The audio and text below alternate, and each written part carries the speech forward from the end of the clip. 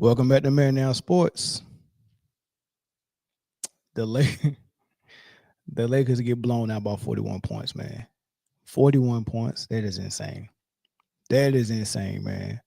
We're gonna talk about it. I'm gonna let some of y'all get in here. I see some comments up here already. I'm waiting to see if I can get a couple of moderators in here before we get started. Cause I want to talk about this. And I'm gonna open the phone lines up, man, for sure. So let me know if y'all can hear me good. Also leave a comment in there. Let me know who's in the house. Let me know where y'all from, and also hit the like button really quick. 41-point blowout, man. This is bad, man.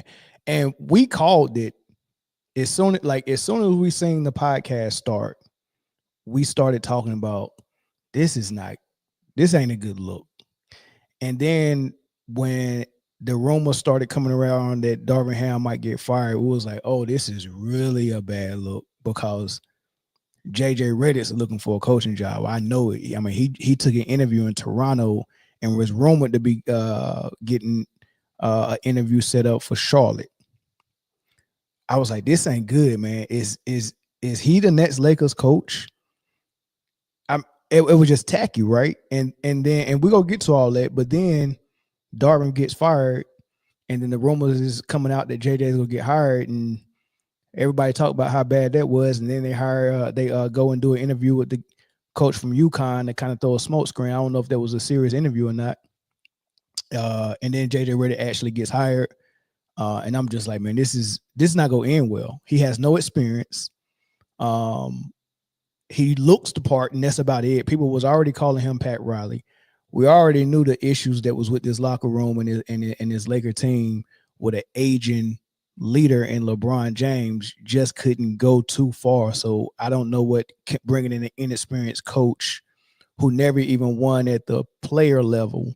So he's never seen what a championship team looked like to try to implement something and mimic it and bring that to the table of a team as a coach. He's never even done that. And we're going to talk about all of that when we get started. Let me see who's in the comment section. The cat from Brooklyn, first live stream, he said, well, salute, bro. Welcome. Top of New York. What's going on, brother D Brown? JJ Redick is feeling the heat. Oh, JJ Redick is aging like milk right now. Man, I mean, all of that perkiness that he had and all that pep in his step and all that condescending behavior and talk that he had when he talked to reporters, or even when he talked to people like Stephen A. Smith when he was on First Take. You're not a player. You don't know what you're talking about. I mean, which is true, but can you be more condescending? Can you be more of a douchebag? Right? JJ Redick is just not a likable guy.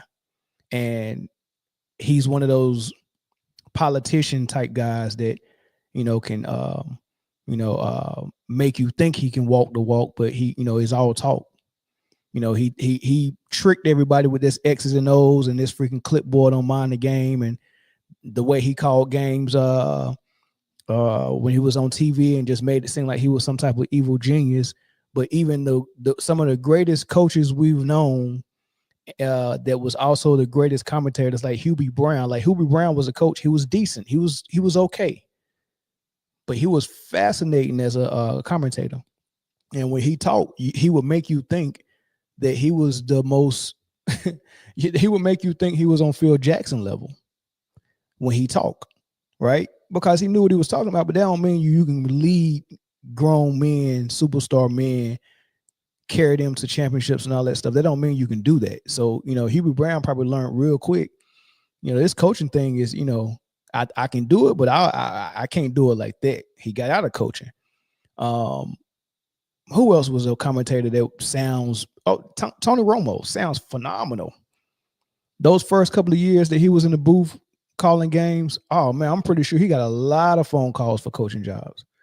But he probably realized, man, that coaching life span is short. If I get a job and I ain't doing what I'm supposed to be doing in the first 2 years, I might get fired. I might not even finish my contract.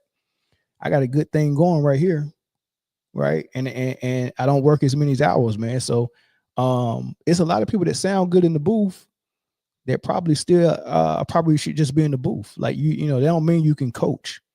That don't mean you can coach very well. That don't mean you can coach superstars, right? So let's get into it. Freaking beatdown, man. A lot of people in the chat, man. Well, what's up, Sports T? We're gonna open the phone lines up today, man. We're gonna open the phone lines up today. So let's get started, right? So thumbnail says this is karma, right? So what happened for this to be bad karma for the Lakers, bad karma for JJ Redick and LeBron? It's a lot of dead bodies. There's a lot of skeletons in the closet. It's a lot of people that they drug their name through the mud, ruined their reputation. Some people lost their careers trying to come over here and chase a ring with LeBron. Montrezl Harrell was over there having a dispute with the Clippers. 6th man of the year. How you go from 6th man of the year to China? 6th man of the year with the Clippers. Contract was up. He's trying to get paid. The Clippers trying to keep him, but they're not trying to break the bank because they're trying to make sure they can put a championship team together. Montrezl Harrell was like, forget that. He's so pissed off. He goes over to the Lakers to make the Clippers mad and sign for the money. I mean, he signed over there for money that way less than what he was asking the Clippers for, right?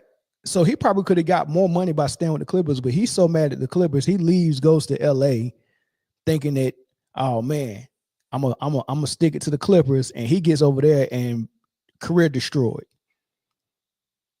Career destroyed. He ain't even that type of player to be playing with no LeBron system. Done. He lasted 1 year. I think he left the Lakers after that. Ended up at some other squad, and then after that, you know, he on the bench, and next thing you know, he in freaking China or Russia, wherever he's at. You can look at the who's the point guard there now that left from the Miami Heat, the shooter, number 7. Done. He won't get another contract. I mean, it's just so many names. I mean, they tried to destroy Scottie Pippen Jr., cut him, made sure they have a roster spot for Bronny, got rid of him. Luckily, he landed on his feet in Memphis. But that was the kiss of death. Westbrook came over there, almost destroyed his career. He's a journeyman now. He can't even find nowhere where he can stay at longer than a year. Gabe Vincent, thank you for the name. Gabe Vincent. Kendrick Nunn as well. Kendrick Nunn came from the Heat. Done. Done. I mean, Dwight Howard. I mean, LA has become the places where people go to kill their career. Dwight Howard went to LA. They treated him like crap. Then LeBron James media went out, oh, let's vote on this top 75 thing. Leave Dwight all the way out so they can put AD in. And then next thing you know, I'll see AD almost smacking Dwight Howard on the sideline during a freaking game, pushed him down. Dwight Howard couldn't even really defend himself because he knew if I touch AD, my career is done. Because AD got he got the protection. He's under Clutch Sports. He got LeBron. They just bought a bubble ring to the Lakers, so they felt like they was made men in LA. That bubble ring made LeBron and AD feel like they was Kobe. They thought they was good in the streets. They know they getting a statue. They on Kobe and Magic status. People was even talking about, is this one of the best duos LA has had? Shaq, Kobe, Magic, Kareem, Magic, Worthy. It's a lot of duo. West, Baylor, whoever he played. It's a lot of duos is better than LeBron and AD. But they was actually talking about how great this duo was. So they thought they was made men. Dwight Howard got pushed and embarrassed in front of everyone because he was as a vet trying to correct a younger guy in a way that wasn't all that confrontational, and he gets pushed down and chumped in front of everybody because he's frustrated and he can't take his frustration on who he's really frustrated at. So he took it out on Dwight Howard, and Dwight Howard just had to sit there and get pushed and get embarrassed because he knew if he did anything that AD or LeBron didn't like, he was gone. But it was already too late. He might as well have done it because just by him stepping to AD was already wrong. So Dwight ended up being out of there. After that, never got signed again nowhere else. Never got signed again nowhere else. Boogie Cousins went there, career gone. Carmelo Anthony went there, career gone. Rondo went there, career gone. Danny Green, career gone. Avery Bradley, career gone. Frank Vogel. Darvin Ham, right? So the chickens are coming home to roost. The karma is coming back, right? So that's one thing that happened, right? Too many people they done wrong, right? And make sure y'all get those likes up, man, because we go preach tonight. Too many people they done wrong. Bad karma. It's got to come back to you, right? Then you fired Darvin Ham. The writing was on the wall. We knew he was gone. You're doing a podcast in the form of, you're doing an interview for your Nets head coach in public in the form of a podcast. How embarrassing. You hired this dude with no experience. Why is that the issue? Right? You're a veteran team that they got aspirations. Supposedly, you got aspirations to win, go deep in the playoffs. That's supposedly be what you want to do. Right? But I'm not so sure that's actually the main goal or the main objective. I'm not so sure, but we'll get to that, right? So you bring this dude in, no experience. You got coaches like Mark Jackson, still want a job.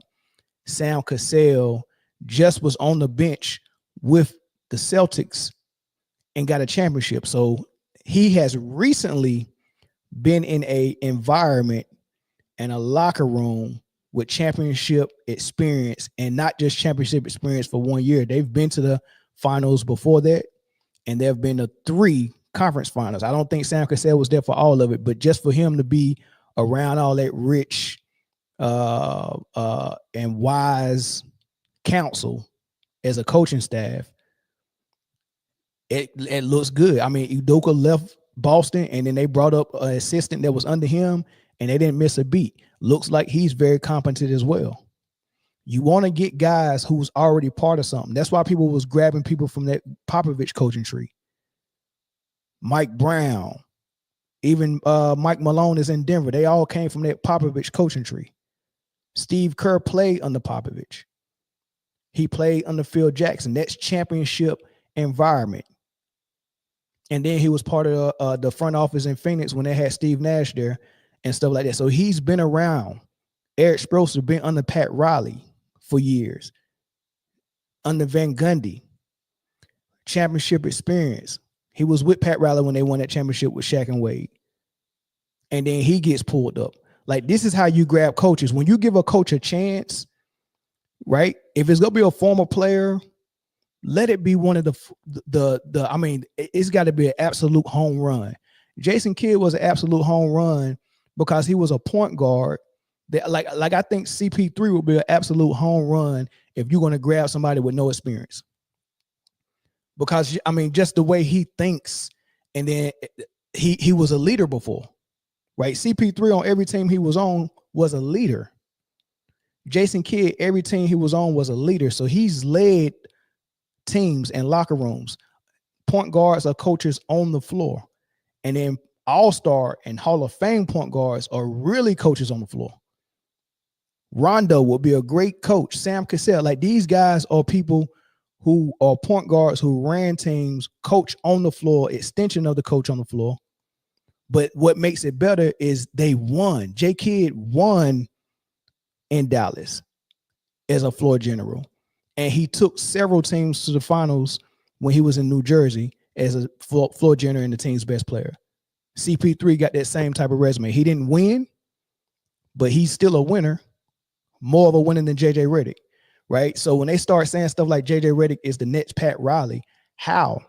There's literally nothing that Pat Riley was about that matches what JJ Redick is about. Pat Riley won as a player. Pat Riley won as a player. Then he was under the Lakers organization just around. He didn't just get a coaching job like that. There was a coach had to literally get hit by a car, or he almost died. He was in the hospital for Pat Riley to get a chance. Pat Riley was just around trying to get in. 17 like Brandon, just want to be down. And then he got his shot. But as a player, he's been in winning organizations before. So he know what a winning team looks like, a winning locker room looks like. He knows all that stuff. He knows the type of things that happen when a team gets very high or very low. Like, you have to be around championship teams and championship players and championship coaches to really understand that, to take advantage of it when you are a coach. JJ Redick has never seen that. So the only thing that's similar to him and Pat Riley is the hair. JJ Redick looks the part. That's the only thing that matches him to Pat Riley. He didn't go through no type of grind. He ain't go sit under nobody's leadership as a assistant or as a freaking coordinator or film guy or a scout coach. He ain't go do none of that. He went and did a podcast with LeBron James, and that qualified him to coach the most prestigious, other than the Celtics, the most prestigious organization in the NBA and one of the most prestigious organizations in sports. He qualified for that because he went and did a podcast with LeBron James. Let that sink in, right? So you won't talk about karma. But yeah, he looks the part. He don't have no experience.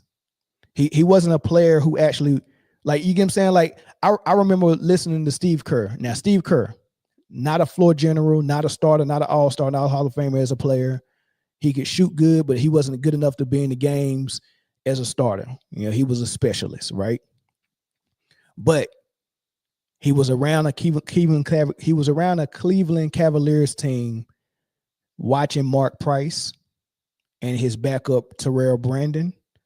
Ron Harper was there, Hot Rod Williams, Brad Daugherty, Craig Elo, and then the coach was Lenny Wilkins. Lenny Wilkins is he was the winningest coach for a long time before somebody finally passed him, but Lenny Wilkins is like that. And if it wasn't for Jordan, the Cavs might have had them a championship or two. They just was in the East and couldn't get past Jordan every time. Lenny Wilkins was like that. So he was under that leadership. He didn't play, but he seen what a good team looks like in the locker room, how they construct it, how they're mentally tough, what they do, X, Y, and Z, right? Then he went from there, ended up on the Bulls. Three-peat. Played beside the GOAT basketball player, the GOAT co-star, and the GOAT coach, and the greatest team that ever played. It's not the Warriors. The Warriors didn't win. The Warriors lost like 10 games in the playoffs. You add it up to the 9 they lost in the regular season. That's 19, 20 games they lost. The Bulls lost 10 games in the regular season and probably only lost 3 or 4 in the playoffs. So yeah, they are the greatest team. That team is the greatest. That 7-2-10 team is the greatest team ever, right? So he was under that. He seen Jordan, right? And then, like I said, he went and played with Tim Duncan and under Popovich, you know. So he's seen that as well. So he's seen a three-peat with the Bulls. He's seen deep playoff run with the Cavs, and he's seen 2 rings with the San Antonio Spurs. So he got 5 as a player, I think, right? When he was coaching Steph Curry, I remember Steph Curry was having a really bad shooting night, and he was frustrated. This is where all that championship experience comes. This is what a real coach that has been through something and got through it on the other end and was successful on the other side. This is the type of things they can pull back from. He was able to, and he was mic'd up. So he was able to grab Steph Curry. He pulled Steph Curry out of the game to come get some rest. And before he even got to the bench, he met him at the scores table and talked to him and said, look, there was a player that I played with that was going through a shooting slump like this, and this is what he did, blah, blah, blah, blah, blah. Because Steph Curry came to the bench with his head down. He was really frustrated. He told him a story about Michael Jordan, right? He was like, this player that I'm talking about was the GOAT, Michael Jordan. He told him that. And for Steph Curry to be like, dang, man, I was a baby, so I probably didn't see that or live through that. But to hear a story about Mike from someone who was right there, right next to him. Okay, if Mike went through this too, then it ain't. Yeah, I shouldn't look so bad, man. The goat went through this too. Okay, all right, I can pick my head up. Those type of stories he can tell, right? Things that happen in the locker room, he can pull back the way I seen this on the San Antonio Spurs. This is how Pop handled it, right? Oh, I seen this on the Bulls. This how Phil handled it, or this how Scotty, or this how Mike handled it. He got a wealth of knowledge and a wealth of experiences on championship teams that he can pull from. That's what Pat Riley had as well. That's what Phil Jackson had. Before Phil Jackson came to the Bulls, he won as a player. Playing for the Knicks, he won one as a player. So he knew what that was like. So these guys are coming to, and then furthermore, he didn't just get the Bulls job. He coached overseas and won overseas, and then came over here as an assistant with the Bulls. So these guys are just not getting jobs because they did a podcast with somebody or because they know a player. These guys are going through the grind after they went through a grind as a player and actually won. They know what a winning team looks like. Well, I say all that to say this. JJ Redick doesn't know what a winning team looks like. He hasn't been on one. Never. The best team he was on were choke artists. Like my girl Sports T say, they were serial losers. Serial losers, right? Choke artists. Clippers with Blake Griffin, CP3, Doc Rivers, all that stuff. Yeah, he can't pull back from this what Doc did because when they actually hit when they hit the wall, they crumble. He don't have a background of hitting a wall and getting through that adversity. He got a background of being on teams that hit that adversity and crumbled. Even he crumbled as a player. So it wasn't just his team, it was him crumbling as well. That's what his background is. When you hire these coaches, you have to go into their background. Right? People are being lazy and be like, oh man, you part of the Bill Belichick. You coach with Bill? Oh, I know you good then. Hired. They being lazy, but at least they doing a little bit of due diligence. Oh, you sat up under a great coach. You must be good. They didn't even do that with Reddick. Did you ever sit up under oh, you ain't never coach? We can't hire you, big dog. They didn't do any due diligence. It's the blind leading the blind, right? So, yeah, JJ Redick don't have experiences and adversity that he's been through as a player or in any team that would give you the idea or give you the thought process that, oh, he got the answers. What they're going through right now, JJ Redick don't have the answers for. How do I know? Listen to him at the post game. What's your post game message after a tough loss like that and kind of on top of some other recent tough losses? To you or to the team?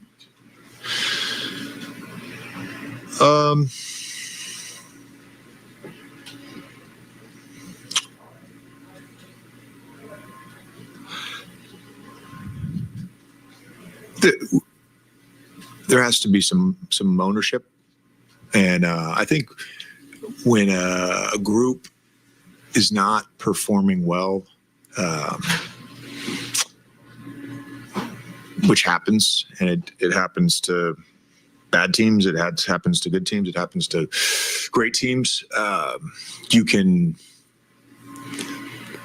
splinter, and it's easy to not want the ownership, particularly when it's embarrassing. I'm embarrassed. We're all embarrassed. That's not. It's not a game that I thought we had the right fight, the right professionalism. Not sure what was lost in translation. There has to be some ownership on the court, and I'll take all the ownership in the world. This is my team, and I lead it, and I'm embarrassed, but I can't physically get us organized. I can't physically be into the basketball. I can't physically talk and call out reds and physically call out coverages. And it's, I'm not, and by the way, I'm not blaming players. So he's trying to say the right thing. First of all, JJ Redick ain't never been lost for words. The fact when they asked that question, he took that long pause. You should have seen his face, man. Head down. He not even looking up. He ain't never been lost for words. He's a talker. He's a politician. He think he can sell water to a well. He really do. He really think he can sell coochie to a hooker. He really do.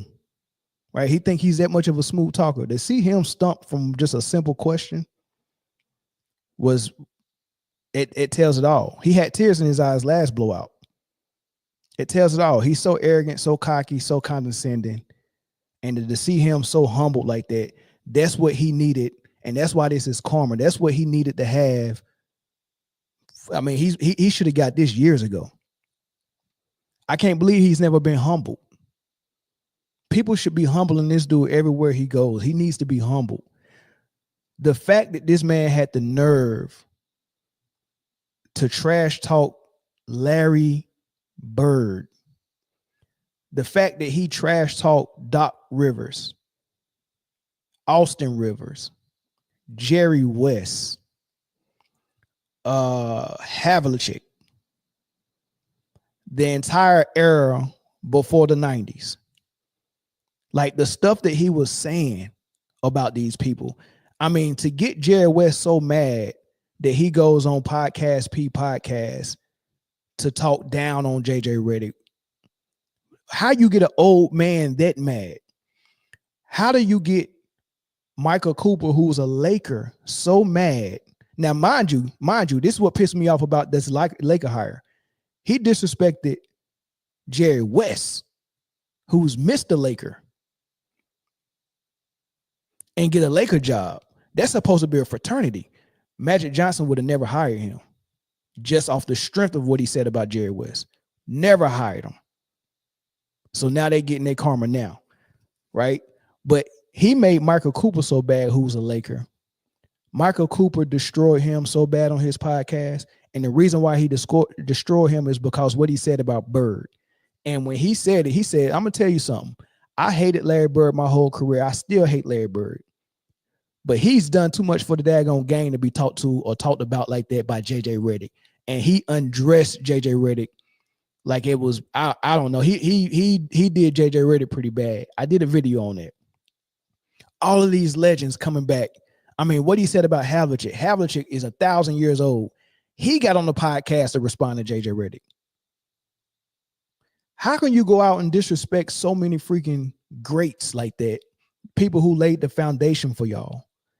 They never supposed to get disrespected. That's another thing I hate about Draymond Green as well. He disrespected Cornbread Maxwell when they was playing the Celtics in the finals. How do you disrespect legends, man? How do you do that? Right? So JJ Redick should have never got hired by the Lakers just by his mouth, but he's never been humbled. Nobody ever humbled him. Nobody ever told him, dude, you really not like that. Like these little X's and O's you doing, dude. Every player that played 10 plus years should be able to do that. You're not impressing nobody except casuals and nerds, people who don't know that. Brian Windhorst and Stephen A. Smith probably was impressed, and Shannon Sharp, a football player, probably isn't impressed. But anybody with the basic level or above the basic level knowledge of basketball, if you played it at, I wouldn't even say a JUCO level. If you played it competitively high school level, not now, because I don't know what the hell they're doing in high school now. But if you played in high school back in the time, where it was 90s and early 2000s, if you played back then, you know some stuff. Because that was real basketball back then. They really coached. Right? So you're not impressing nobody. He needed to be humble, and now he's getting humbled. He act like coaching was just going to be a breeze and so easy, and he talked so bad on Doc Rivers, like he just wasn't nothing. The way he talked at him and scoffed at him like he was some type of authority figure because he was on ESPN with a tie on. It was unreal. And here he is now saying, oh, I'm trying to say the right thing by saying this is on me, right? He trying to say it's on me, but he couldn't take that blame 100%. So he couldn't just say it was on me and leave it there. The politician in him thinks that he can talk around everything and then somehow deceive you again, right? He can talk so good. And when people are like that, they like to hear themselves talk and think they can talk themselves out of every situation. You just got to sit back and listen. Eventually, they'll come out trying to act like they're taking the accountability, but then they go past the buck and blame somebody. So he's up there saying, oh, it's on me. And then he go come out right after that and say, but I can't be on the court physically to call out Reds and to call out X, Y, and Z and do this and do this and do this. And then he said, but I'm not blaming the players. The reason why he said I'm not blaming the players is because he didn't want to make it seem like he was blaming LeBron. And then immediately after he said, I'm not blaming the players, he blamed the players. Listen. That's not, I own this. I own this, but gonna need some ownership on the court as well. You're going to need some ownership on the court as well. I'm not blaming the players. I own this, but everything after but or everything before but gets null and voided. It don't matter what someone say. If they say but, just disregard everything they said before the but. What they really think is what comes after the but. He said, I own this, but there needs to be some ownership on the court. So who's he talking about? Because I know he ain't talking about LeBron. What did LeBron say when they asked him about it? It's definitely embarrassing, for sure. JJ questioned the togetherness. I agree with everything JJ said. He already talked to y'all? Yes, he did. Whatever he said, I agree 100%, 1,000%. It's easy. Whatever he said before he even heard what he said. He said, y'all talk to JJ? Whatever JJ said, I agree with him 100%. Either that's just him blindly supporting his coach, which he never gave that to Doc Rivers or to Darvin Ham. He never gave that type of support publicly to Darvin Ham. But he's doing it for JJ. Either one, because this is my hire. If I fold on him, that's on me. I didn't hire Darvin Ham. If I fold on JJ, I the one who brought him in. Plus, he was okay with this Bronny James thing that we did. He was okay with that. So we partners in crime. We in this together. Can't throw him on the bus right now. I throw some of these players in the bus. Whatever JJ said, yeah, that's what I'm with. And what JJ said is it needs to be some ownership on the court, but I'm not blaming the players. Code word, I'm not blaming LeBron. I'm blaming everybody else. There needs to be some ownership on the court, because remember, LeBron's exempt from scrutiny because he's 40. He's 39. He's exempt from scrutiny because he's 39. It don't matter what LeBron does or doesn't do. You can't critique it or criticize it because he's 39. So you got one player who's above reproach and can't be scrutinized and can do no wrong because he's 39. But he's the one who's doing the most wrong because he's also minus 111 and plus minus for the entire season, which means when he's on the floor, the team is performing at its worst. They perform worse with him on the floor. Why? Because he can't rotate every single play on defense. He can't get back on the court. He got the ball stolen from him by Jimmy Butler at the free throw line on the other end. And by the time they got to half court, Jimmy Butler was already 8 feet in front of him. And then got a breakaway dunk. And it wasn't like it was a pass, cross-court pass that he intercepted. Jimmy Butler was guarding LeBron. LeBron had his back turned on the elbow, and just Jimmy Butler didn't even reach. LeBron was just looking and just lost the ball. It went through his legs. Jimmy Butler picked it up and still somehow ran before LeBron could. He took 10 steps before LeBron could take 4. No effort. Just gave that wide open dunk away. So his rotations, he don't guard nobody. He stands on defense. He don't get back on defense after turnovers, and he's turning the ball over more than anybody. He had another 5 today. He's probably leading the league in turnovers. He leads the world in turnovers on earth for a lifetime. Nobody on earth has more turnovers than LeBron James. LeBron James has more turnovers than anybody on earth. You got to go find an alien that has a bakery to find more turnovers than what LeBron has in the NBA. And then he missed 22 straight three-pointers, and he's never been a good free throw shooter, and he still wants the ball as the point guard, which messes up the whole offense and don't want to get AD involved, right? So all of that's going on, but we can't blame him because he's 40. We can blame everybody else, right? Here's LeBron again.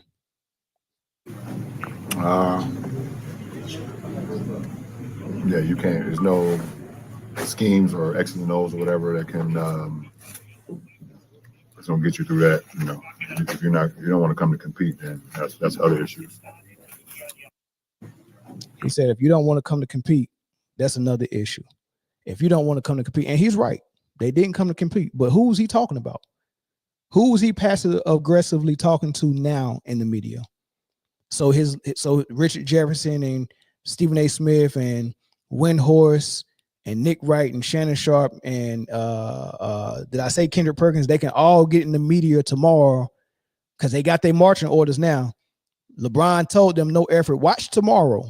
Everyone start talking about no effort. LeBron already told them what to talk about. No effort. You didn't bring no effort. So now they got to go and watch the film and see if they can find 3 or 4 plays where AD gave no effort or what D'Angelo Russell gave no effort, so he can blame those two for all these losses. Never mind the 10 points LeBron had last game that he had the stat pad in the fourth to get. Never mind that. He came out and got 29 tonight, didn't get AD involved. AD probably was lagging, but now they got footage of AD lagging. They're never going to use any footage of LeBron lagging because remember, he's 40. He's not supposed to have this load on him. Why are you asking a 40-year-old man to run? Why is a 40-year-old carrying the team? So it's just I don't know. It's such a daggone puzzle. It's like folding a fitted sheet. It's confusion as hell. Once you get one end, you think you can't fold a fitted sheet. That's how confusing it is to try to figure out what's wrong with any team that LeBron James leads, because it doesn't matter what he does. Even when he wasn't 40, when he was 33, if he didn't give effort on defense, they still blame someone else. Want to know why?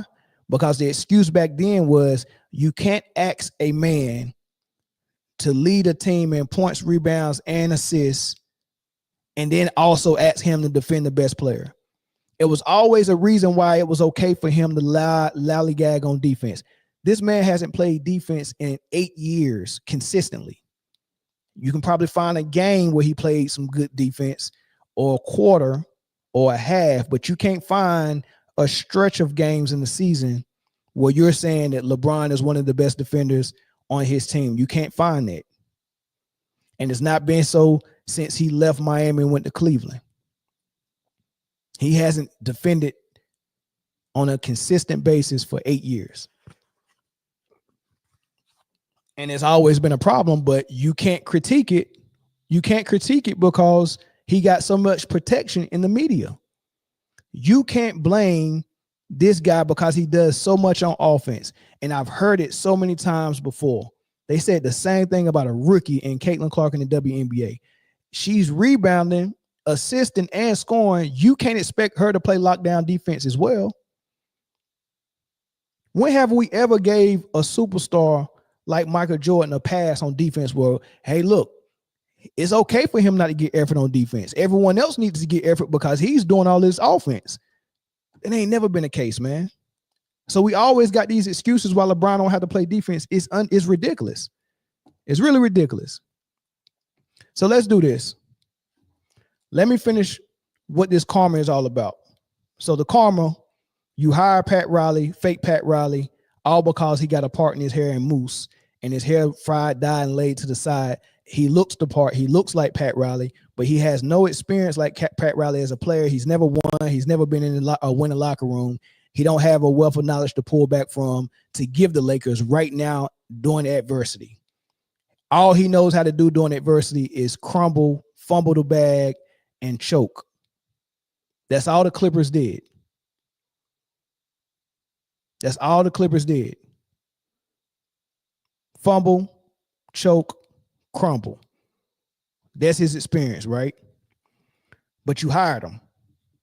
Karma's coming back for you. You got Darvin Ham fired. And this man won the cup last year. You couldn't even advance in the cup this year with JJ Redick with the same squad. And y'all got identical records at the same point in time last year as you do this year. You might as well just kept Darvin Ham. Right? Karma. All the other qualified coaches he passed over, Sam Cassell, I would have hired. If you want to give a coach a chance that ain't been on nobody's bench, give Rondo a shot before you give somebody a shot that ain't never played point guard, never been a floor general.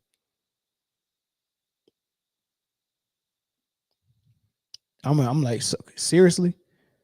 All right, you passed over a lot of coaches. Karma. You disrespected a lot of legends, even Laker legends. Karma. As a matter of fact, before he got the job, before they announced that he got the job, Jerry West passed away. May he rest in peace. I'm being facetious and joking, but I'm kind of serious.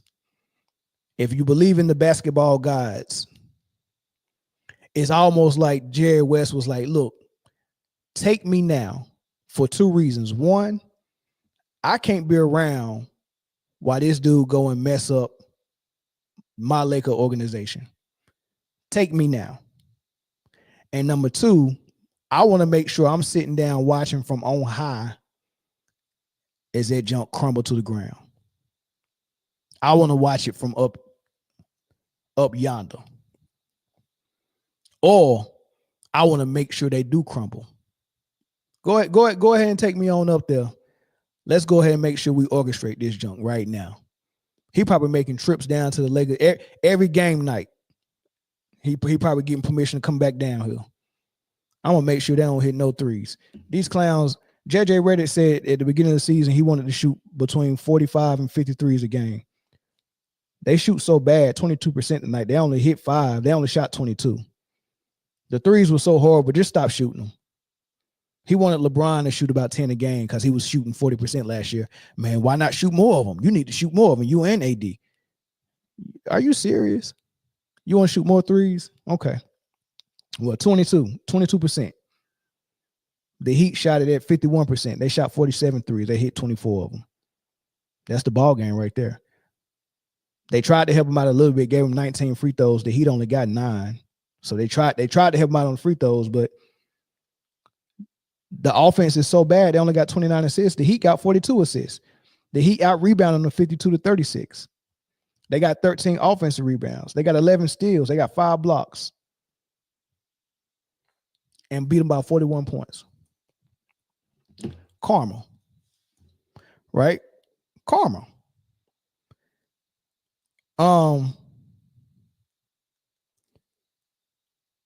Let's get to the Britne James part of it.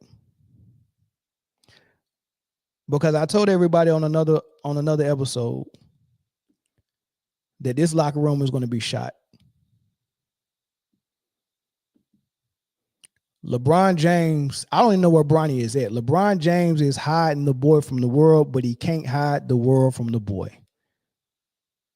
We go be on him because we want him to cash that check.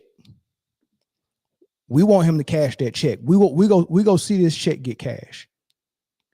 I want to see this get carried out. You said he was better than all these dudes. I want to see it. Where is he? Put him back on the floor. It was a blowout win tonight. He could have been on the floor in the third quarter. The game was over in the third quarter. Tyler Hero hit about 7 threes in the third. He outscored the Lakers team by himself in the third. You could have put Britne in the third. It was a blowout. Ain't that why y'all brought him here? So he can play in blowouts? Put him on the floor. Where is he at? Hiding the boy from the world, can't hide the world from the boy. Right?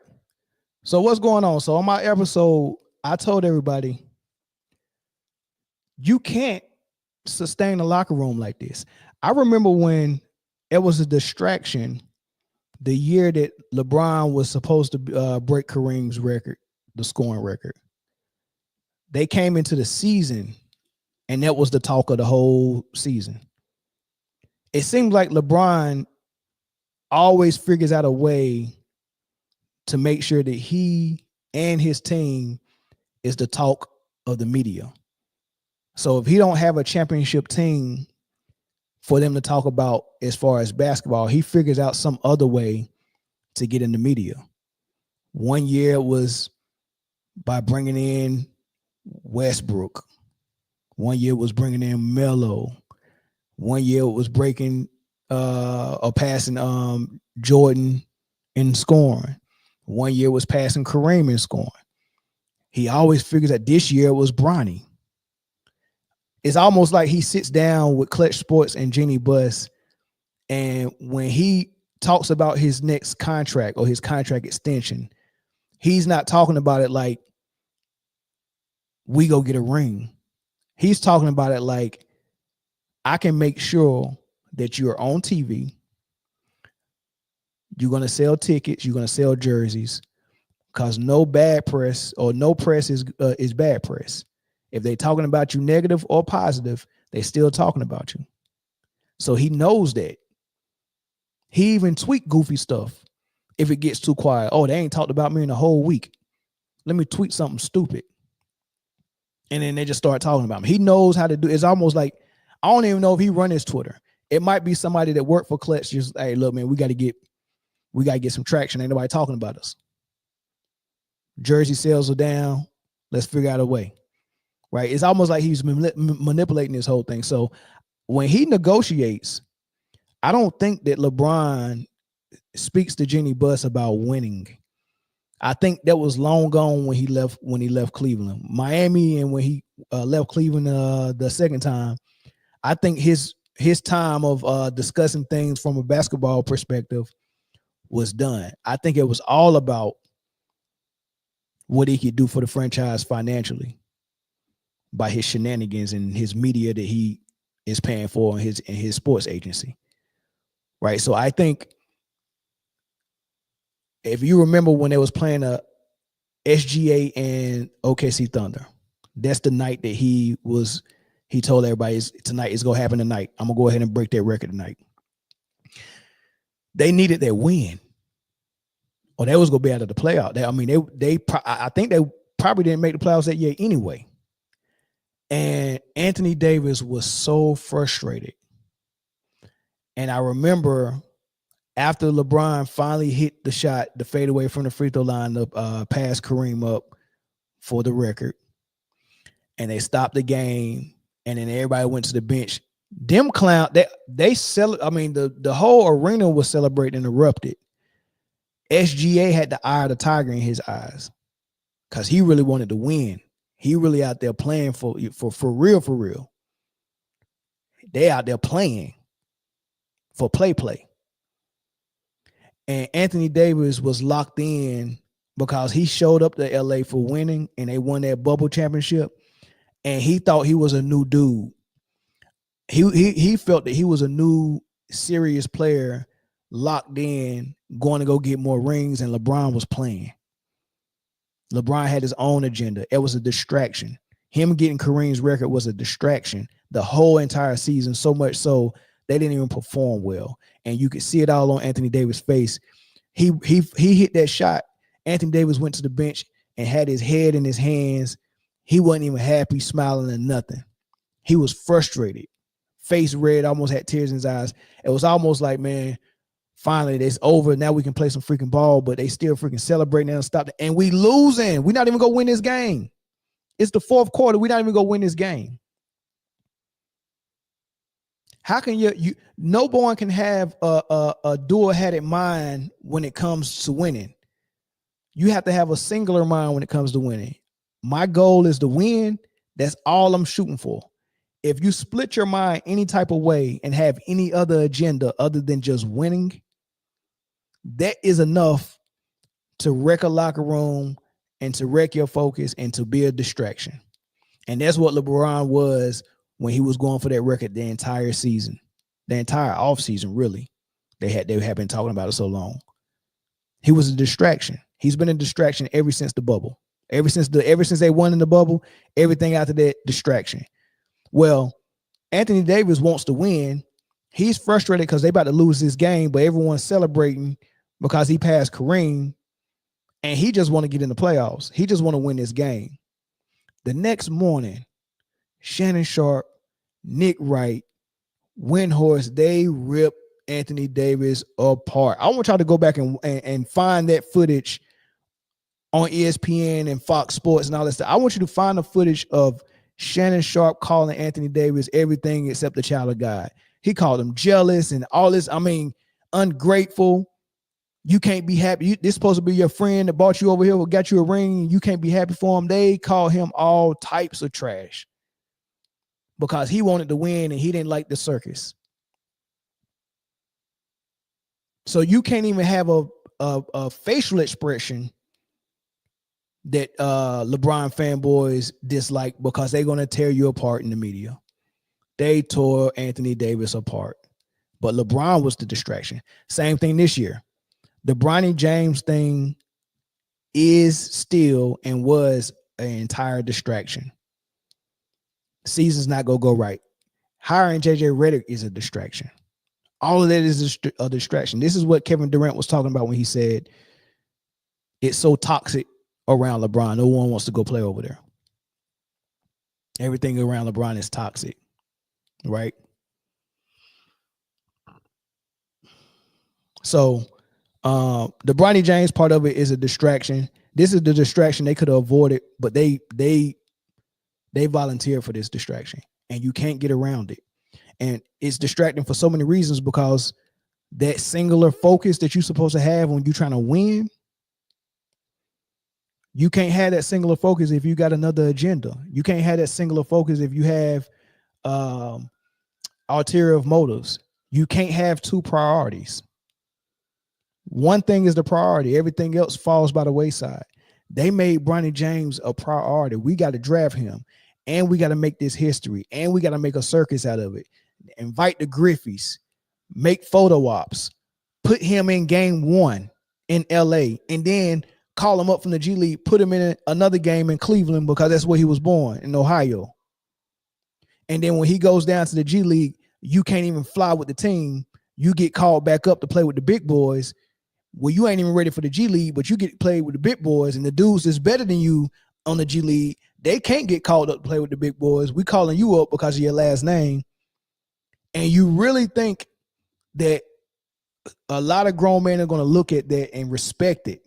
And if they don't respect it, but they can't say nothing about it, it's going to show in other ways. Effort on the court.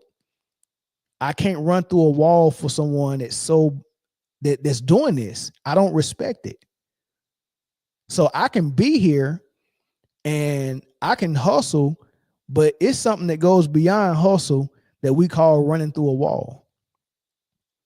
These players don't want to do that, and that's why they're talking about ain't no effort.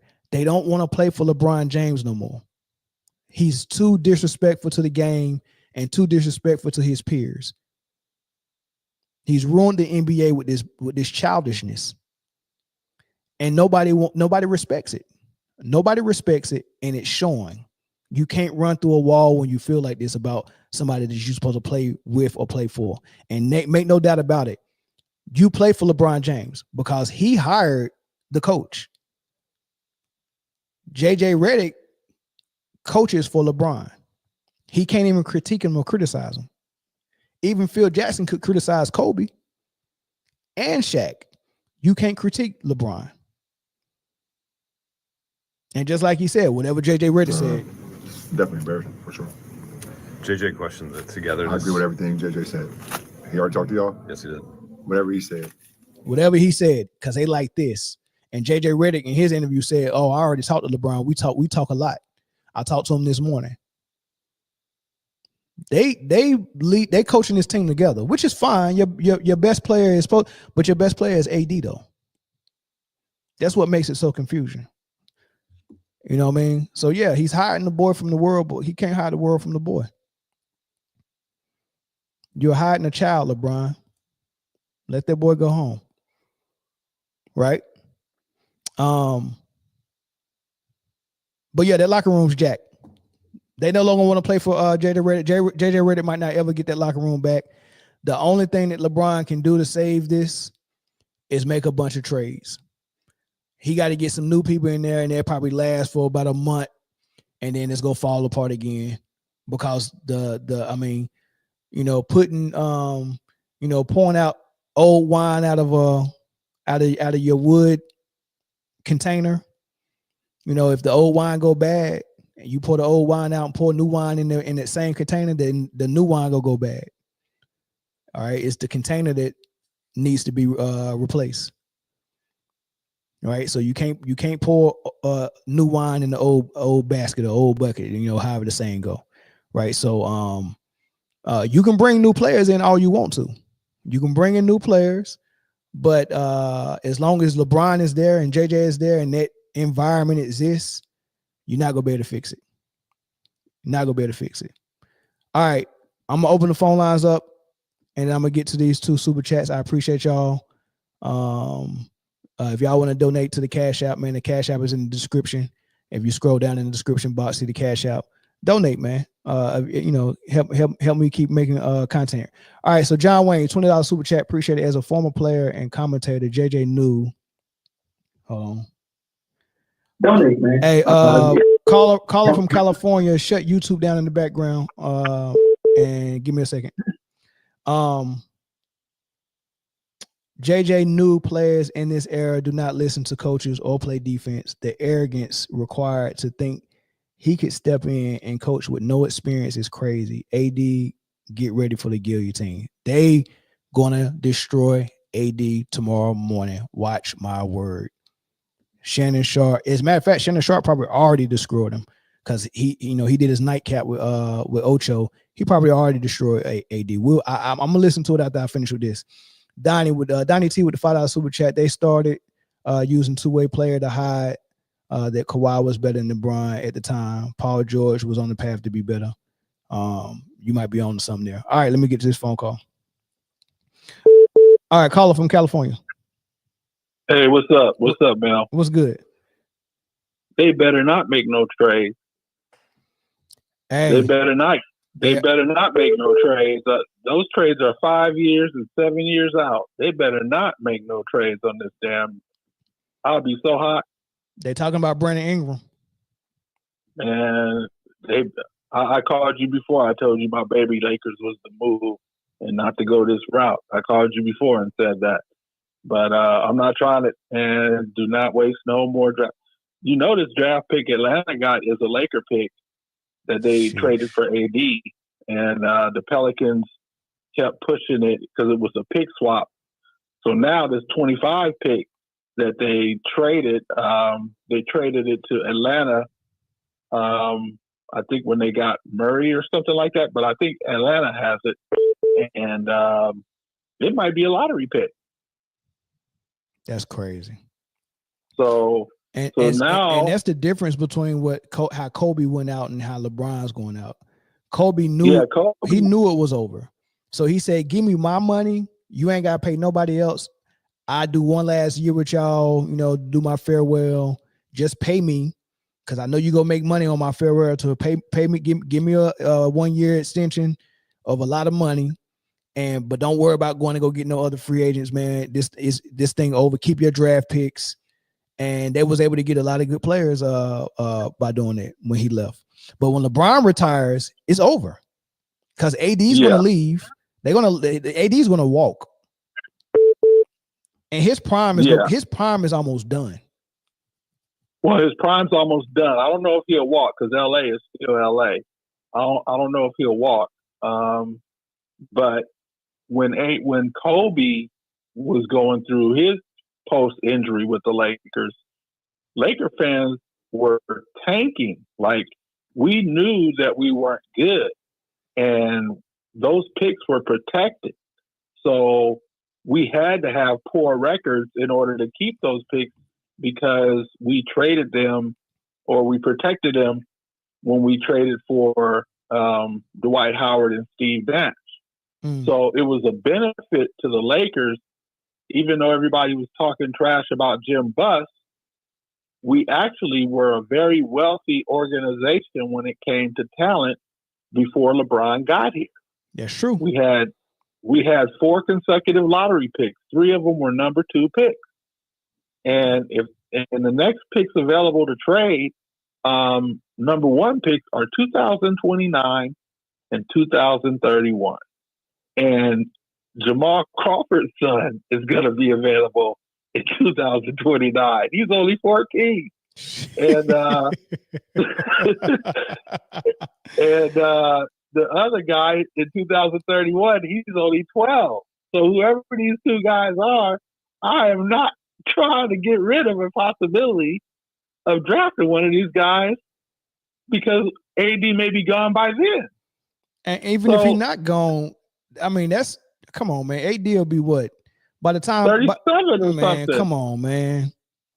Yeah, man, dude, I am not invest. If these Lakers, man, these Lakers will be the stupid.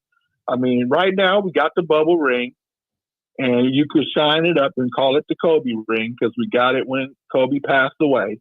Yeah. And at the same, shortly thereafter, we won that ring. Yeah. So we got a ring in 7 years with LeBron, going on 8. Look, dude, we spent all the money. I know when your parents sent you to an all-day field trip and gave you $100, they told you had to make it last all day. Correct. So you can't go spend $75 at breakfast, and that's what we did when we got LeBron. We just threw all these, went and got all these guys and traded all these picks and all. And look, dude, LeBron, you were in the Navy, right? Correct. Do you guys have a term called shamming? Shamming. No. Shamming. We probably called it something else. What is it? It's when I was in the military, I was in the Army.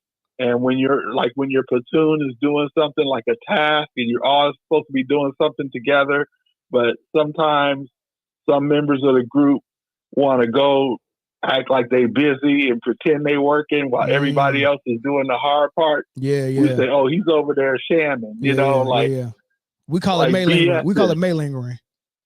Malingering. Yeah. Well, we had that too, but that was more serious, like a serious charge. This was more like you just casually messing around, like not doing what you're supposed to do.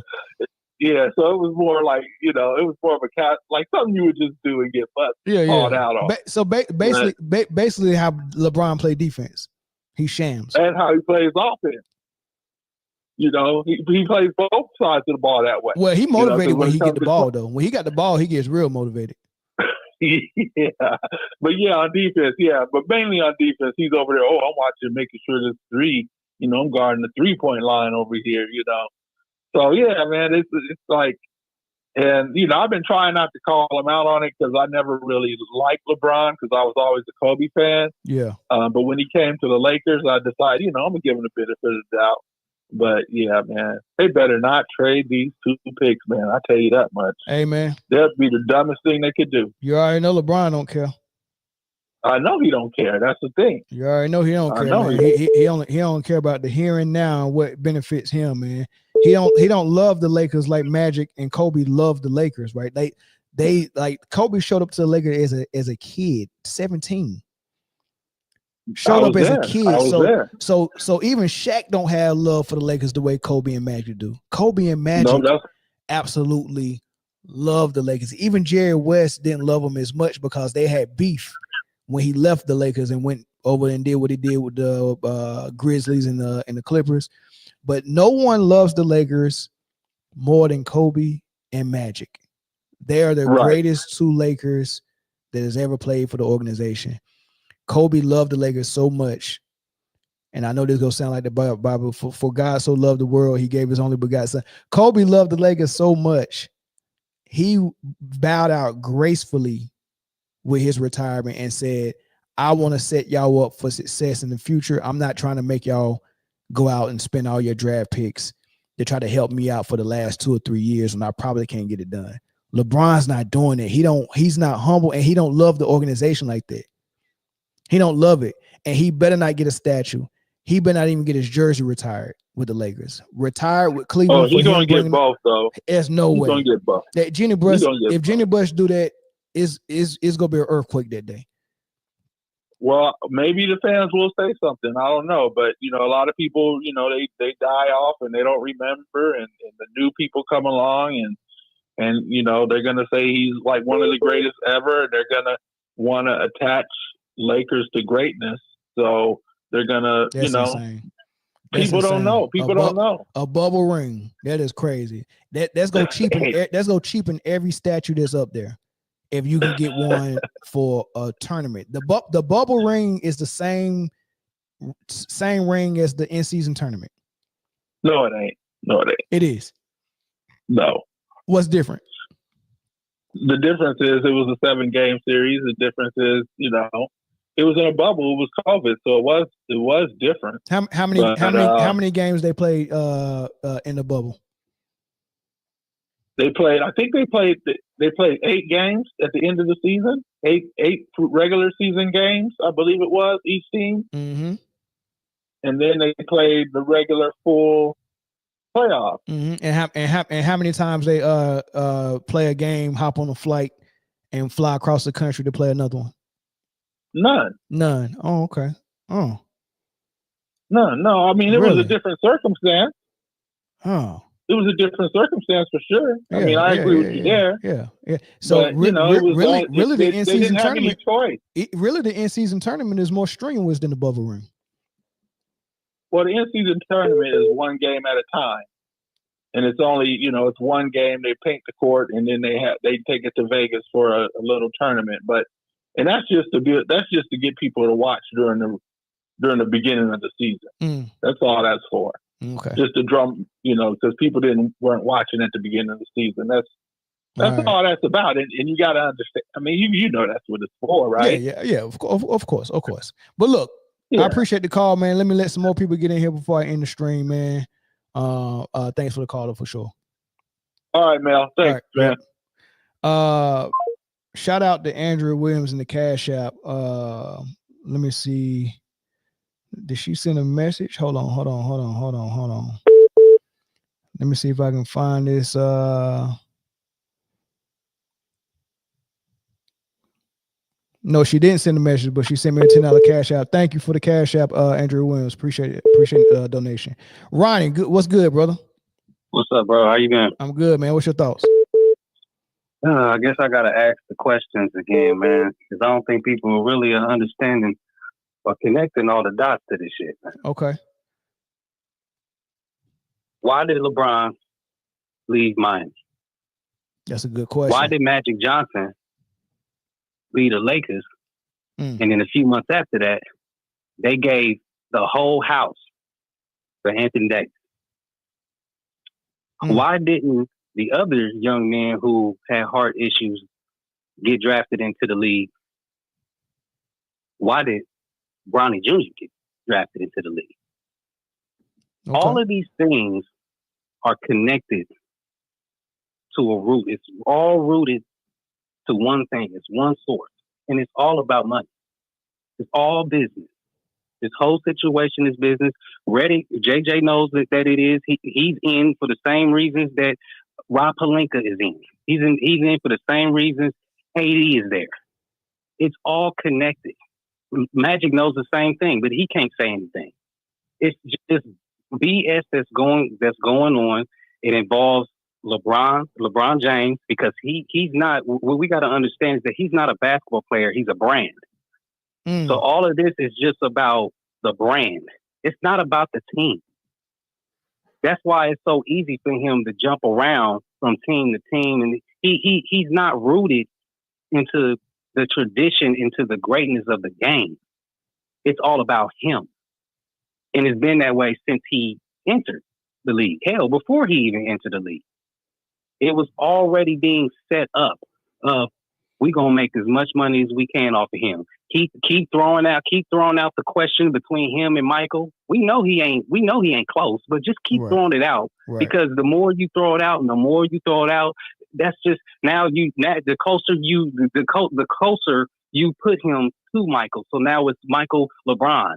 That's why every time that they stop doing it too, as far as having a lot of players that they know who really know the game, because they used to have players on the shows, and they'd be like, and most of them would say the same thing, like, man, y'all keep talking about this whole Michael LeBron stuff, but y'all never mention Kobe. Mm-hmm. You know what I'm saying? So it's obvious what's going on. It's all business. And Jeannie, as far as when it comes to her, Jeannie just doesn't know what she's doing. Jeannie grew up, was raised growing up, and all she knows is that the Lakers had stars from the seats to the floor. That's it. And she's doing whatever it takes to have stars around. And she's gonna, and because she's not really, she don't have the connections in this league. So and that shows based on the people that she has around her. She brought in everybody that's close. Kobe, Rob. She brought in Magic. She brought in what's his name? That played in the 80s. I forgot his name. They brought him in and his wife and shit. Oh, Rambis and yeah, Rambis. Thank you, Rambis. So she brought in everybody that she knows that's been around the family, because she doesn't really know what's going on. She don't know what she's doing. It's so obvious that she doesn't have somebody around that really knows what's going on or know how to really play this shit. So she's just like, okay, LeBron, you're the greatest player in this league, and you want to come to LA. My house is your house. You know what I'm saying? And she's playing it that way because that's why I believe that LeBron left Miami, because Pat Riley and them ain't cut from that cloth. Correct. You're not just stepping and just doing whatever you want to. You ain't just walking in and going into the refrigerator. Sit your ass down somewhere. Correct. Yeah, it's gonna be some order, man. I can't be in charge if I can't be in charge. As a matter of fact, there's order before you even step on the porch, bruh. Correct. Yep. We're gonna let you know what it is when you coming over here. Yep. And he understood that, and it was business for both of them. We get some championships and get to build our brand, which is the Miami Heat, and you get to save your career on top of put some championships under your belt, and you get to move on to do whatever you gonna go do. But you're not running shit here, because he tried to change stuff as far as the staff and all that stuff there too, and he realized he couldn't do that, and he also couldn't really do that stuff in Cleveland. But because he was willing to come back, dude gave him more leeway the second time. Exactly. You remember when he had pulled some type of stunt when he was with let's see, was he with Cleveland or Miami? I can't remember if he was with Cleveland or Miami, but they I think that was with Miami. He was still with Miami. They had a game in Cleveland, and what was supposed to happen after the game, they were supposed to hop on a flight and head to the next destination. But LeBron wasn't ready to go yet. And so everybody stayed back an extra day. They didn't leave to the next day, but they had a game the next day. So I think that had got out in the media, and Phil Jackson was at that time the president in New York. And somebody had asked him about it. And he had made that comment about exactly LeBron James and his posse. And we all jumped on his case because we took offense to that, like he was trying to say something racial. But this is before we knew what LeBron was building with Clutch and how they was trying to take over wherever organization they went to. And that's my point. It was a pissing match between Pat Riley and LeBron going on, because he had done delivered them a ring or two. He felt like, man, when I negotiate this next contract, you got to give me everything I want. You know, he got comfortable. And Pat Riley was like, we ain't about to do that. And to show that Pat was still in charge, he had got mad after a game one time. They used to have these cookies that LeBron loved. Everybody used to eat the cookies, but LeBron was the main one who liked those cookies on the plane after the game. Pat Riley went and told whoever was in charge of all that stuff, don't put no more cookies out here. The cookies are done. And when they came on the plane, they said they didn't see those cookies. LeBron was pissed. And that's when Udonis Haslem said, that's when I knew LeBron was gone. It was a pissing match. But Phil Jackson was right. When he called out the posse, he was talking about Clutch Sports. Exactly. There's a team behind it. Everybody knows, but it's like the elephant in the room, but nobody says nothing. That's why I said I called before a while ago, and I said in a few years we're gonna find after he retire, stuff gonna start to come out. We're gonna start to hear more stories and stuff, and we're gonna be able to start to connect dots with certain shit that was going on throughout the years. Correct. Because that's why I was like, man, I always question certain shit that was going on in certain moves. I'm like, I'm way smarter than this. Homie, like you can't play with me, bro. Like I can see it. Like there's politics going on, but it ain't just one. You get what I mean? Like it's the league, it's him, and then it's just crazy. But you could just tell there's some other shit going on. It's so obvious. And like you said, as far as when you was talking earlier, as far as about it being in the media, and you named the team, and it's way more than just that, of course. But you named the main players. You know what I'm saying? Because they're they're more popular. Everybody's listening to them. They're on these big networks. You know what I'm saying? And they're most definitely getting paid. It's all business. That's what I'm saying. It's all about money. He's the face of the league, and everybody want a piece. That's it. Man, it's insane, man. It's insane. All right, I'm gonna get to the next call, man. I appreciate the call. Hey, look, right now, do me a favor, everybody. Hit the like button. Oh, and I appreciate it, man. We just got to 1,000 people, so we should have at least 800, maybe at least 750 likes. So let's get the hit the like button. Let's get everybody hit the like button, man. Yeah, peace appreciate out, brother. it. All right, thanks, man. Yep. Caller from California, what's up? Hey, what's going on, man? What's good, man? You from Cali, man? Where you at in Cali? I'm in LA County. Okay, that's perfect. I'm in LA County. Tell me what y'all thinking down there. Okay, so this is what I wanted to kind of get into with you, because a little bit ago you was talking about karma, right? Yeah. And I feel like there's a lot of karma going around, because not just the Lakers or the Heat or the Cavs, the whole league threw their lot in with this guy. And if you remember a while back, since we're talking about his character and how he moved around, if you remember a while back when he was with Cleveland, Andrew Wiggins was one of the biggest rookies coming out of school. Well, he didn't want Andrew Wiggins, and he decided he wanted to move Wiggins out of the way so he could get Kyrie. No. It was Kevin Love. It was Kevin Love. Kyrie was Love. Yeah. Okay, it was Kevin Love. All right, Kevin Love. I knew it was one of those pieces that he got in Cleveland to try to go win that chip. But I say that to say, if you look at how he's been moving around, these are all signs of a person's character. That people are just pawns. Some players are just pawns. And he will grab some players and he will throw other players to the side. And if you kind of have been an observer of his career, then you start seeing all of these narratives start to pop up. And for me living in LA, I called you guys the other night too, and I was telling you a lot of LA never wanted this guy. If you in your mid 40s like me, you grew up on Kobe. We the same age. So there was no LeBron in your thinking. It was hoping that Kobe would get a chance to go at this guy's neck so that everybody could see what it was and what it wasn't. Correct.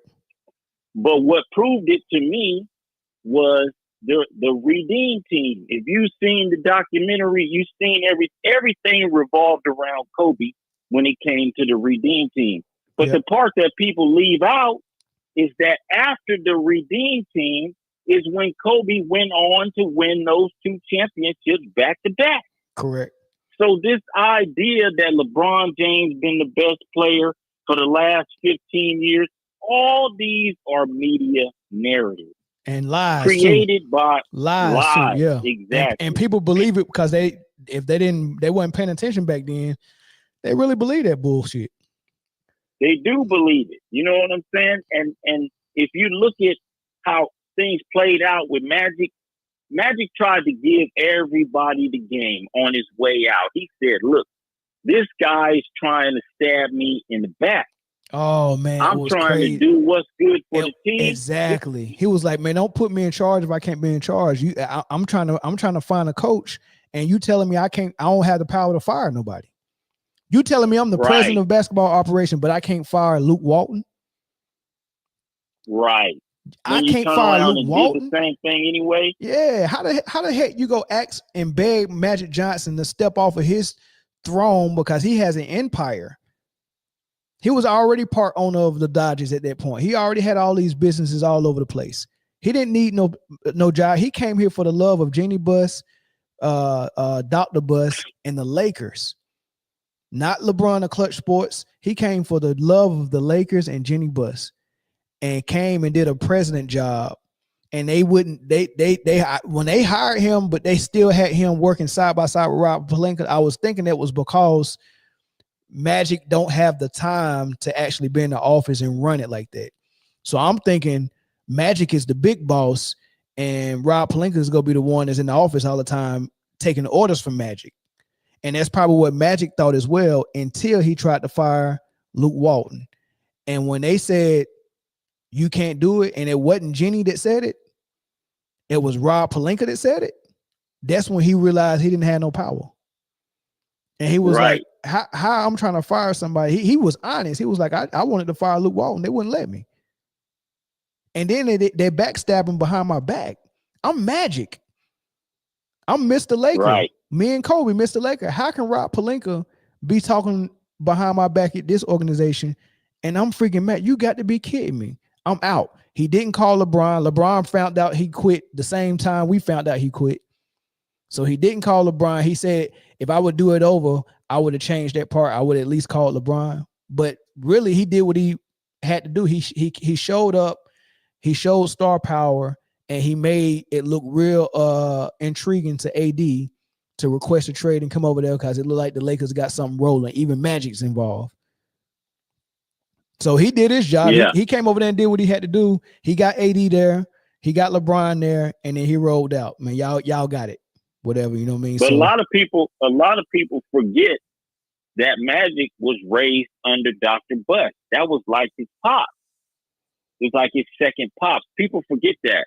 He gave Magic a lifetime contract or a 25-year contract. Yeah, something like that. He was raised under that guy. So Magic had the right pipeline to move into the future without Kobe. You see what I'm saying? Every team got to lose for a little while before they start winning.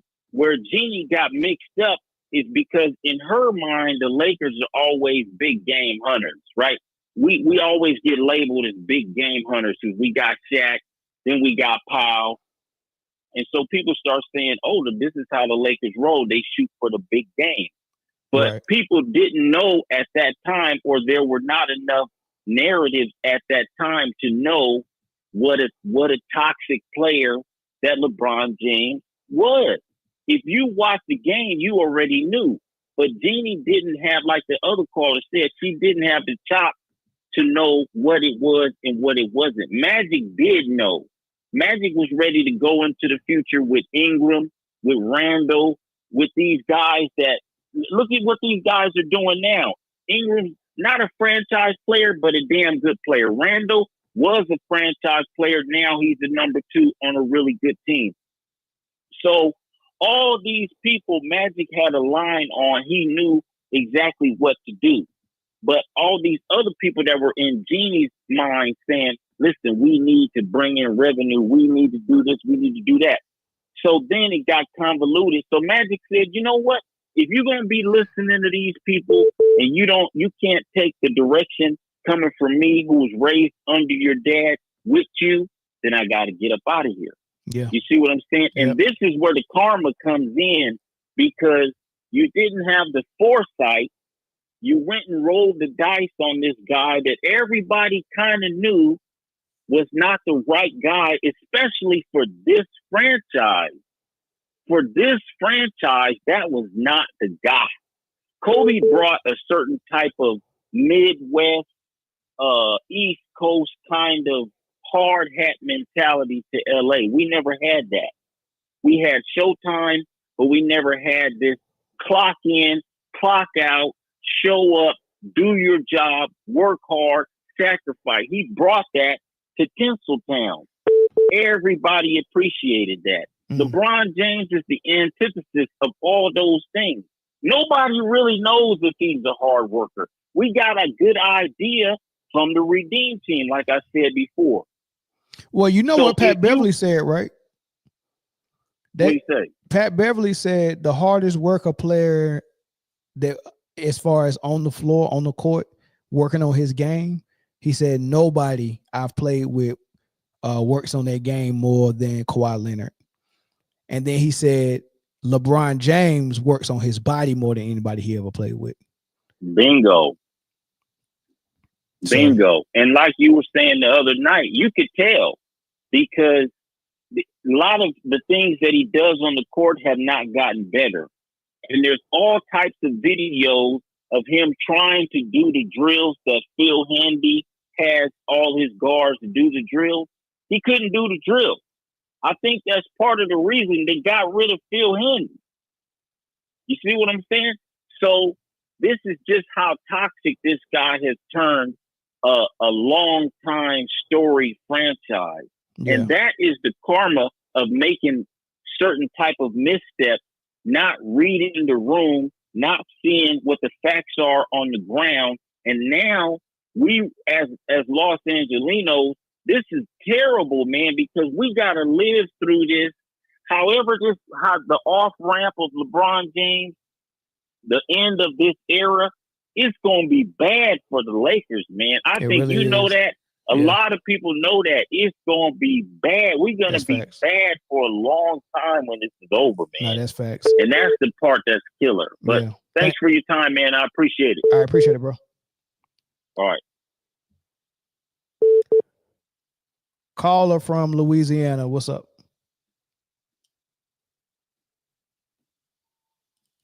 Did I lose the caller from Louisiana? Greg Anderson, call back, brother. I saw your call. Oh, that's Louisiana again. Caller from Louisiana. Shut YouTube off in the background. What's going on, my brother? I just got in. What's up, brother? What's your thoughts? Let me mute my TV. Can you hear me? Yeah, I can hear you. All right, man. I want to call in with a few different points. Been watching you for a while. I appreciate the show. I appreciate the truth. And it's a pleasure watching all the time. And my first point, the frustration we all feel watching LeBron and watching all to us, it goes deeper beyond the NBA. Because I used to watch that. I'm pretty judging by your audience and you know, the suggested channels and things like that. Can you still hear me? Yeah, I can hear you. Okay. I used to watch, I don't know what happened to this cat, man, but Chronicles of Judah. Oh, yeah. I used to watch him too, yeah. And, you know, like, because, you know, I like to do a lot of deep diving and stuff like that and go behind the scenes of things. And something Charles Barkley said recently really brought back some things that I picked up from him, you know, back in the gap. Is whenever Charles Barkley was talking about whenever King Griffith Jr. and Sr., he talked to them before that game happened with Bronny and Bron. He said that Nike was flying them out. It's bigger than the league. Because I remember Chronicles, he used to talk a lot about that they have plans for this dude. You can tell by how they move him, how his career is being orchestrated. And I kind of get the same feeling with Stephen A. a little bit. Whenever you see people placed in certain positions, and those of us, not saying that we're better, not saying that we're smarter or anything, but we all choose to put our energy and efforts into seeing and learning different things. A lot of people who know things about stuff I can care shit less about. But I pay attention to this type of stuff. And yeah, they got plans for this cat, man. Like, if you think about it with the whole school situation, he out there dressed with his Malcolm X glasses.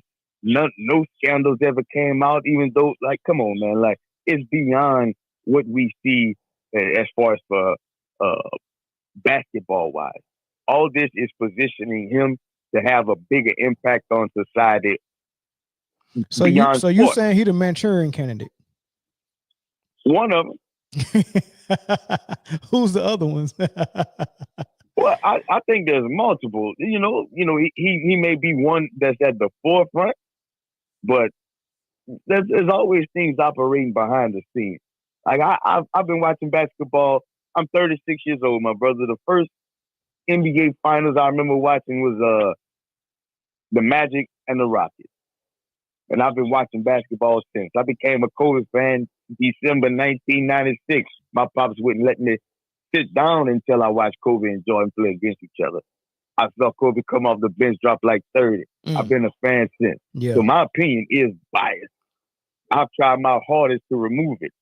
So I'm not even going to lie. But at the same time, I know what I'm looking at, bro. I've been watching basketball for a long time. Yeah. It was my favorite sport since I was a kid. Yeah. But it's got to a point now to where like it's beyond what we seeing on the screen. It's beyond those surface level. I agree 100% on that. No, I agree 100%. I know that.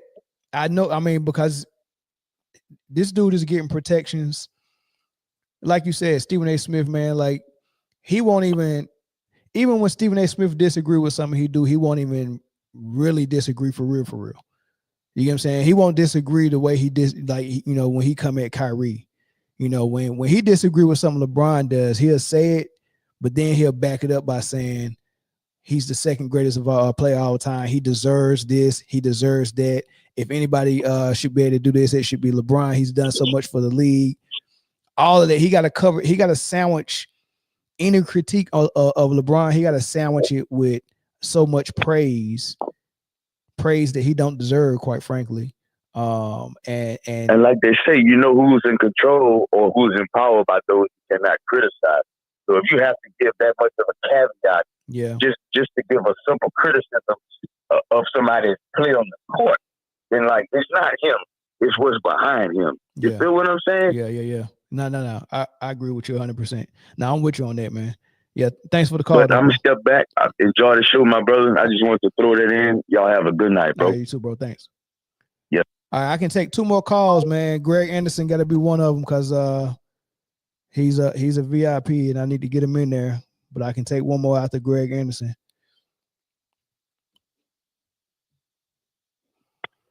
Greg, what's poppin'? Man, I just wanted to tell y'all got a hell of a show going on tonight. This is straight facts. Y'all getting down to the nitty gritty. It's all about that money. But hey, I just had 2 comments to make right quick. All right. What does LeBron James house party and Space Jams have in common? Man, when LeBron become a part of this shit, man, he just fuck it up. He just be fucking up classics, bro. I thought you was about to say they all flopped. They all flopped. And that's the second thing. But look, I knew this season. I told you at the beginning of the season, I said, man, I'm just here for the show. And I remember like it might have been like game 3 or 4. They played the Kings. And LeBron had that first triple-double. And that's when he was yelling at Rui. And he was like, swing, motherfucker. I'm on a swing. Man, Rui ain't shot the ball with confidence ever since. And that's when the offense shifted back from AD back to LeBron. You took my next point. Because at first it was ball movement, working the ball into AD averaging 30, everybody getting a shot. But then LeBron was only getting like 16, 17 points. The reason I know this is because I was betting on them on your promo app and losing money. I'm like, damn. I felt like Charles Barkley. I'm like, yeah, if you just scored 100,000 points in the NBA, as soon as I start betting on you, you want to start getting 16. Yeah, look. They had AD in them first 2 weeks MVP races. LeBron was like, not on my watch. Hold my beer. Hey, LeBron, like on, what was that movie, Minister Society, when dude was eating that banana? LeBron was like, man, I don't like that shit. I'm going to draw a dime on that shit. But look, the second biggest thing that happened during the season was when D'Lo got benched. And JJ Redick had that press conference, and he was just throwing D'Lo under the bus. Now, all right, that's cool if you're going to treat everybody like that. Right. Because, like, the next couple of games, LeBron not getting back on defense. You mean to tell me he don't see LeBron not getting back on defense? No, they don't. They don't see that. No, they never see it, bro. I saw a game against Phoenix last week. He did a live ball turnover. He ran back to complain to the referee by the sideline. I've never seen that in my life. I'm like, bro, this season is over with. These guys, like, AD done mentally checked out. Like, how long has some of them guys been injured? They don't even want to show up for them. He ain't in no rush to come back. Vanderbilt is not in no rush to come back. Christian Wood, not in no rush. They don't want to be a part of it. So That's all I'm saying, man. I knew it was gonna be a shit show, but I didn't know that it was gonna, everything was gonna blow up within the first 24 games. Like, damn, can we at least get to the All-Star break? Nah, we knew that because we said it. Remember, me and you we was gonna start a podcast just so we can clown them hoes. Just to clown them. But man, it's coming too fast. Like, I ain't even talked about Bronny. Like, the nigga the man got a heel injury. Like, what is he wearing? Hey, why they hiding that man? And they hiding him from the world. Yeah, man, he like Drake's son. Astoria Adidas. Like, what he been wearing? High heels? He talking about he got a heel contusion. Like, come on, man. All right, I'm off the air, man. Y'all cooking, man. I'll listen to it off air. But, man, hey, man, they need to, I don't know, man. Hey, look, it's nothing more I want to see than LeBron to do like another podcast, not with JJ, but with the new coach he's thinking about. You know what I'm saying? Why JJ coaching? That'll be total karma. I'm off the air, man. All right, man. Thanks, bro. Yeah. Hey, Mordaki, what prophecy? What was my prophecy? I don't remember. What came true? I don't know. I don't remember. He hurt his heel, man. That's interesting. I don't remember. What came true? Caller from Washington State, shut YouTube off in the background. Mel, man. What's up, man? I just cooked locker room, man. Told them they need to trade to LeBron. I told them that when they was 9-4. They should have been traded to LeBron, man. Why his work was still up, because I knew it was just going to go downhill, fam. Yeah, they should have traded LeBron 2 seasons ago. Yeah, so much they're the number one duo. I'm like, no, they not, fam. Yeah. AD been begging to be a power forward for years, but why? You can't get him a center, because that would mean LeBron would have to go to the 3. He can't guard 4s. How you gonna guard 3s, man? Stop it, man. But he can guard all positions. No, he can't, man. He's 40 years old. Stop it, man. That was the last to begin with. Now you just throwing more on the line. So what's your thoughts on the game and how that season's been so far? Man, look, they had a stat talking about before this last game saying that all the teams the team's points was they outscored the Lakers 111 points while LeBron was on the court, man, this year.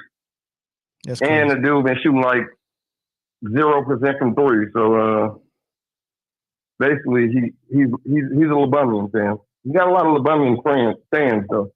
But it is what it is. That's all I had to say on the game. But you already know we supposed to talk about that tweet, man. You don't remember? You said call in. I'm calling in, man. What tweet? That tweet y'all talking about, man. Bronny James definitely better than some of these cats I've been watching on League Pass today. No. See, I'm a Jordan fan. You know what I'm saying? I'm a true Jordan fan. But I still got to call out BS when BS happens. You know what I'm saying? I watch a show. I'm a subscriber. You know, I watch a few shows. You know what I'm saying? And when people wrong, they just wrong, man. But you know, you right about.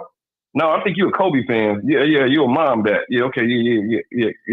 So you're wrong on that. Let me make a correction for people who just joined this stream that probably seeing this for the first time. I'm not a man fan. I like basketball. I don't like men. All right, let me look at the camera. Okay, I'm just saying. Hold on. I want to make that correction. I like basketball. I don't like men. All right, I don't love a player. Like I don't like a player. Play basketball. I don't even like a team.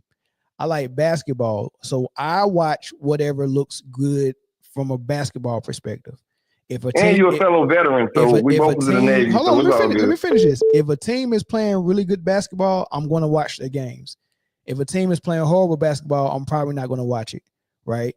If a player is playing good basketball, I'm probably going to watch him play.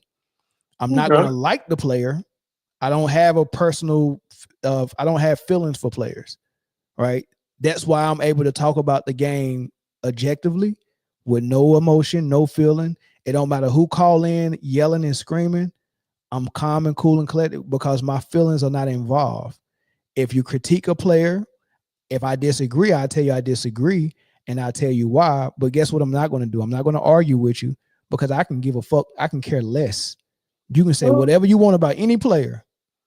If it's true, okay, cool. If I disagree, I say I disagree. I'm going to go on about my business. I'm not going to fight and argue and all that nonsense. Right? All right, can I say something? Yeah, go ahead. All right. I'm saying you fellow veteran. You know, I'm a little older than you, though. I'm 43. You know what I'm saying? I'm 43. But you know, fellow MJ fan. You know what I'm saying? But at the end of the day, Sam, you put feelings in it. That was Cap. You know, I got to call you on Cap because I heard you say that one dude was like the next coming to Kobe, and if you look at him from an angle, he could. But come on, Sam. I think you say some feelings. You was talking about the Christie fan, dude. Man, I was like, this dude tripping, Sam. Oh, for come on, real. that was a joke, bro. Come on, man. Really. Yeah, it was a joke. I hope you was joking. But you know, we was talking. Y'all, I missed your show when you was talking about the tweet, Sam. I told I've been trying to catch you on that because you're wrong on that, Sam. Which tweet? The LeBron saying Bronny better than Okay. What was I wrong about? You was wrong about a lot of it, Sam. What was I wrong about? First, you was wrong about the date. Okay. What you was wrong about the date for like months. I found the date today. Yeah. I watch you, fam. I've been working a little bit more lately, but I ain't been able to catch every show. Yeah. But you know, and congratulations, man. Y'all doing real good, man. You know, I like trolling y'all sometimes, but you know, I'm still an MJ fan. But anyway, when you had an argument, not an argument, a debate with some dude because y'all I saw the video. You said you was trying to say that y'all was talking about the tweet, fam. So whatever the tweet video is, you just put it out this morning. Yeah. Yeah. Okay, I'm listening. Go ahead. So you want me to tell you how you was wrong? Yeah, land the plane. Okay. Because at first you was saying it was last season, and Bronny was in college when he made the tweet. That was false. You know, he was in high school when he made the tweet. Should that make it worse? It was in March 6th of 2023. Okay, my bad. Thanks for the correction. So now I got to think of what mindset is LeBron at on March 6th, 2023, right? You know what I'm saying? Yeah. Put some context to it, right? Right. Okay, so if you know, that was like 4 weeks after. After. Before that. What's the name that got traded? They had finally gotten rid of Westbrook. Okay. And when they got rid of Westbrook, they started keeping the West, and they became 10th in the West on March 5th or something like that. One of them days, they became 9th in the West. So they was on a little winning streak, you know what I'm saying, with Bam, you know. And it was kind of late at night because I seen a little time on this thing. On this tweet, you know what I'm saying. Paul. I seen the time, so he probably was drinking or something, chilling or whatever. And they had a game the next day to be 9th in the West against Minnesota, which they ended up winning. Okay. Now, what was Bronny doing at the time? Bronny on the 4th of March, he had just led his team to the state championship game, which they hold on. You said he led the team? Yeah. They top two players is him and another dude. They both average like the same amount of points, man. They both do the same 14 thing. He led points. the team. Excuse me? 14 points. They had a team that scored like 14, 12, and then whatever. Come on. You know what I'm saying, yeah, use your words. Their team. Use your words, man. You said late. Okay, my bad. Okay. Their team had just won the game to go to the state championship, man. Got you. You see what I'm saying? Oh, before all the injuries and all that. I mean, the heart thing and all that. Okay. So on the 7th is when his son's playing the state finals. And that's when LeBron playing Minnesota to become 9th in the West. Okay, so they probably feeling themselves, man. You know, I'm feeling himself because he made a tweet. All right, but anyway, he didn't say most, like you said a lot. He said some, which is probably at least 2. That's the lowest number some can be, right? Or do you want it to be bigger? When you talking about, when you talking about 2 teams on the court, 5 players on each team, that's 10 players, all would be 10. Most would be between 6 and 9. Okay, so some will be what? Will be between 3. I mean, I would say a few is 3. Some would probably be 4 or 5. All right, 3 or 4 then, fam. All right, I'll be sure to make 3 or 4, right? Okay. All right, cool. Okay, so we agree. All right, cool. So when you showing stuttering dude, the dude is a straight little bummy, and all he bad. You would think LeBron was paying him. But anyway, you pulled up the wrong date. You pulled up March 6th, 2024. Right. So it should have been 2023, right? Correct, yeah. Okay, so the first game on that list is the Wizards versus the Pistons. I'm quite sure he could have sent somebody who Ronnie better than watching their games, man. You know, that's what I'm saying. So I doubt it. Okay. Oh, wait, it's cool. I figured you'd say that. I figured, you know, I try. It's like chess. You know what I'm saying? I try to think ahead of the game. You feel me? Okay, yeah, okay. So I figured you would say that, right? Right. So I got a little list. This man got paper. I hear the paper. Go ahead. I got a little list over here, fam, because I'm old, fam. I'm 43. You know what I'm saying? Okay. I got a little list over here, and I ain't gonna even read the list, fam, because you know that'll take a long time. But most of these players played that day. All these players on this list played that day. That was on that league pass, fam. Right. You know what I'm saying? Yeah. Now, want me to put it on screen? You want me to put it on screen? Put what on screen? The Detroit players. I mean, because this is how I look at it. No, this is a list of all the teams that played, man. Well, I got that too. You want me to name all the teams? I got that too. But this is the reason why I'm putting the Detroit versus the Blazers game up, because Detroit was the worst team in the league last year. No, it ain't. They didn't play the Blazers. They played the Wizards. Nah, March 6, 2023. You sure? Yeah. I got it all written down. Remember, you heard the papers rumbling. Remember you said, I hear papers rumbling. You should. I want to make sure you got it right. Okay. This is what I wrote, man. I had this ready for you like when it happened, man. Hold on. I just put it on screen. Man, listen, I got the screen calls because you told me to turn the sound on. You can turn the sound off and still watch it. But look, I ain't gonna be able to watch it, but I got it written down. So don't worry about it. Everybody that's looking at the screen, March 6, 2023. That's Pistons Blazers, right? Am I looking at that wrong? That's Pistons Blazers, yeah. So anyway, let's take the worst team in the league, because we know he wasn't better than nobody on the Celtics, the champions. Listen, man, I got all the teams. We know he wasn't better than nobody on the. I mean, like, it's a lot. Let's just take the worst team in the league at that time, and I'm looking at. Okay, you gonna make me start naming people. I'm looking at Isaiah Livers. I don't know much about him, but he had 17 points this game, played 39 minutes. He definitely not better than Marvin Bagley. He definitely not better than James Wiseman. He definitely not better than Jaden Ivey or Alex Okay, do you want me to tell you who he is better than? Diallo, or you gonna waste your time with the list? Or Roden, or whoever that Eugene do at the end of the bench. All right, cool. The point is this. LeBron had no business saying that. I get what you're saying. I'm not saying the NBA is a fraternity. Respect your brothers. Respect your brothers and your peers and your forefathers and all of that stuff. Respect all of that. You should not say that. You should not say that because you wanted to put your son's name out there. Like everybody is dispensable, or everybody can get it when it comes to LeBron and himself and his family. That's an unfair. All right, but you gonna let me finish what I was saying though? You can finish it, but I'm gonna finish what I'm saying first. It's all right. Go ahead. It's your show, fam. It's unfair. You are already the man in the league. You're already the face of the league. Accept that and be a good leader. Why is the leader? Why is the leader in the league coming out and saying dumb shit like this through Twitter?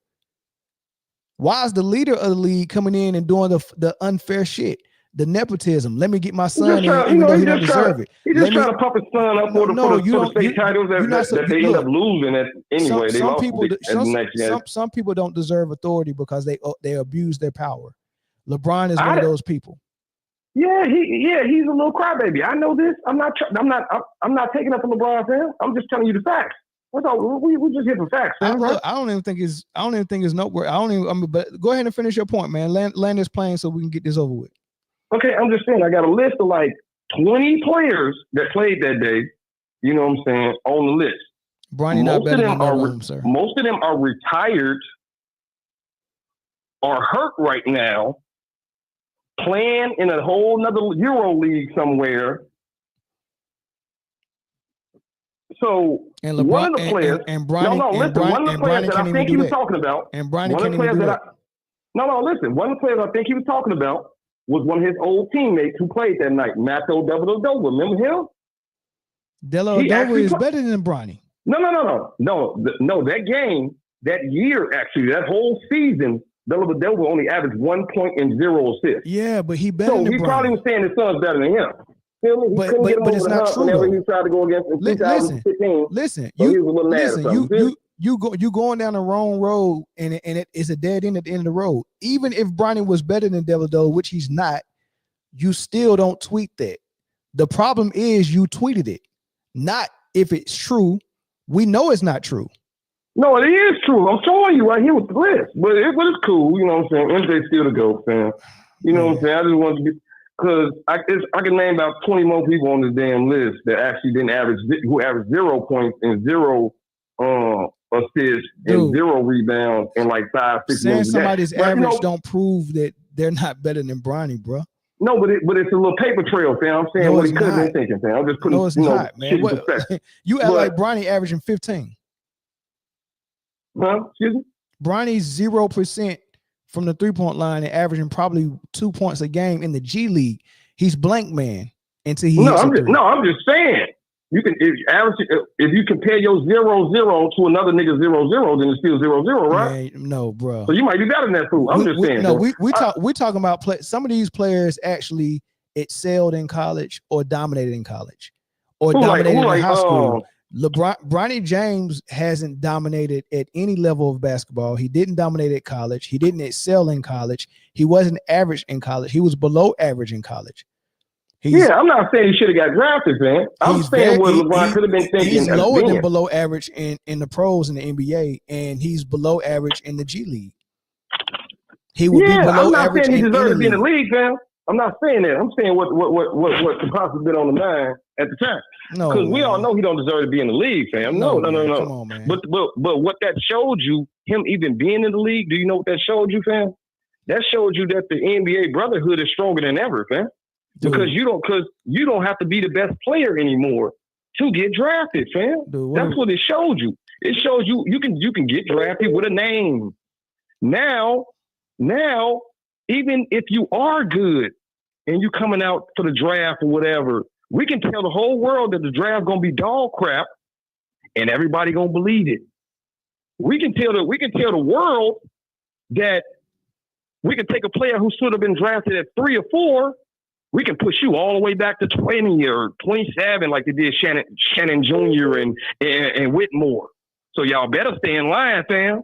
The fact that if you got talent, the fact that you even believed it. But the fact that you even believe this and you trying to sell it to me, you can't dupe me, bro. No, I'm trying to land my plane, fam. You buy butt, don't you? Huh? You buy butt, don't you? Them girls, them girls be tricking you, don't they? Tell the truth. People start attacking you when you start talking basketball, man. Yeah, I'm telling you what it was, man. Look, just listen, bro. Even if you are come good, on, man. There's no way you statement. can. There's no way you can land this plane, bro. This my last statement. Even if you are good, we can still put you on a good ass team so we can bury you at the end of the bench, like what's his name from Minnesota. So you better get in line. What's his name, bro? You know the dude who got drafted 6th, man, traded to Minnesota, man. The point guard, man, he got game. Dillingham. Yeah, Dillingham. Dude, he gotta wait his turn, bro. He gonna be fine. He can hoop. I'm just saying, fam. All you need to know is when the NBA is 20% black in 10 years, you're gonna be looking around. Wow, it's gonna be full of Euro players. The few white players that they're gonna be getting, dude. Where are you going? And then the rest with gonna be ex-NBA sons. I'm trying to tell you, man. Where are you going with this, man?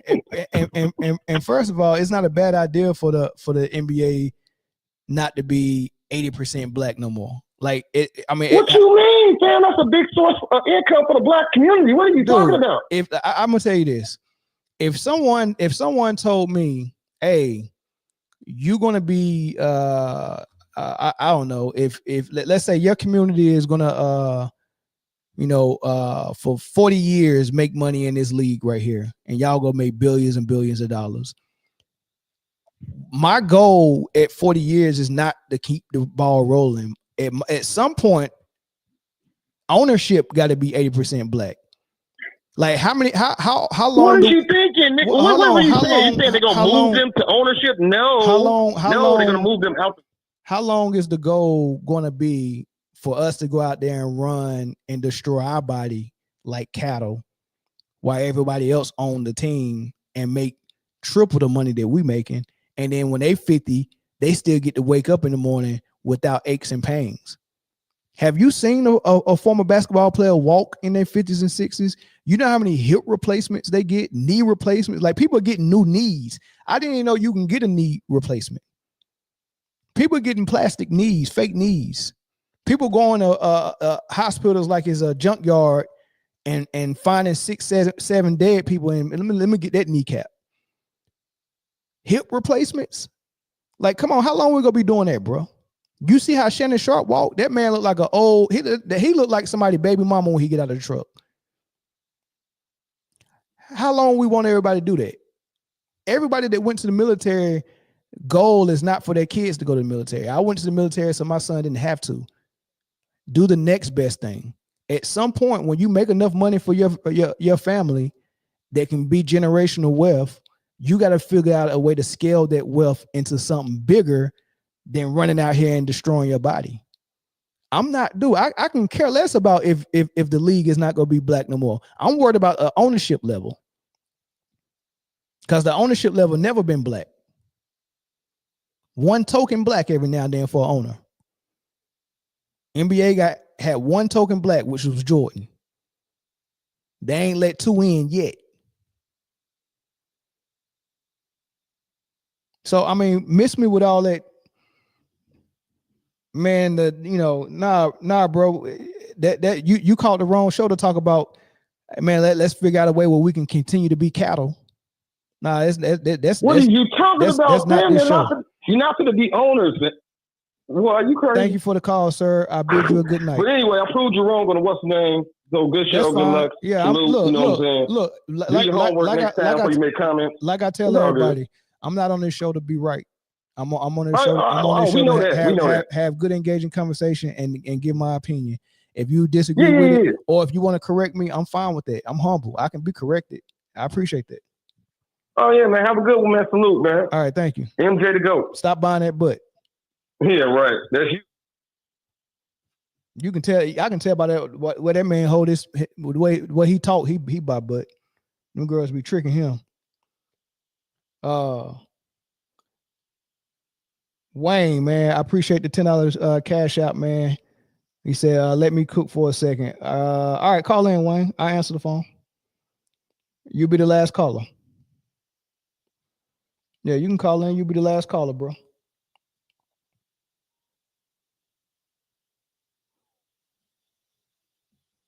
Yeah, you'll be the last caller. If you can hear me.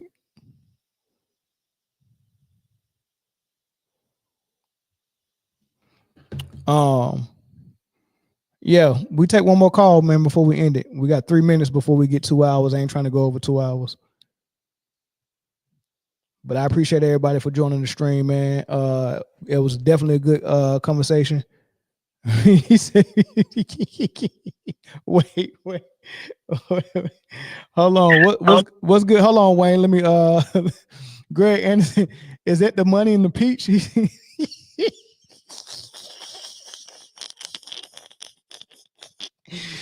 Oh, that man, my butt, man. Oh man, Wayne, what's good, brother?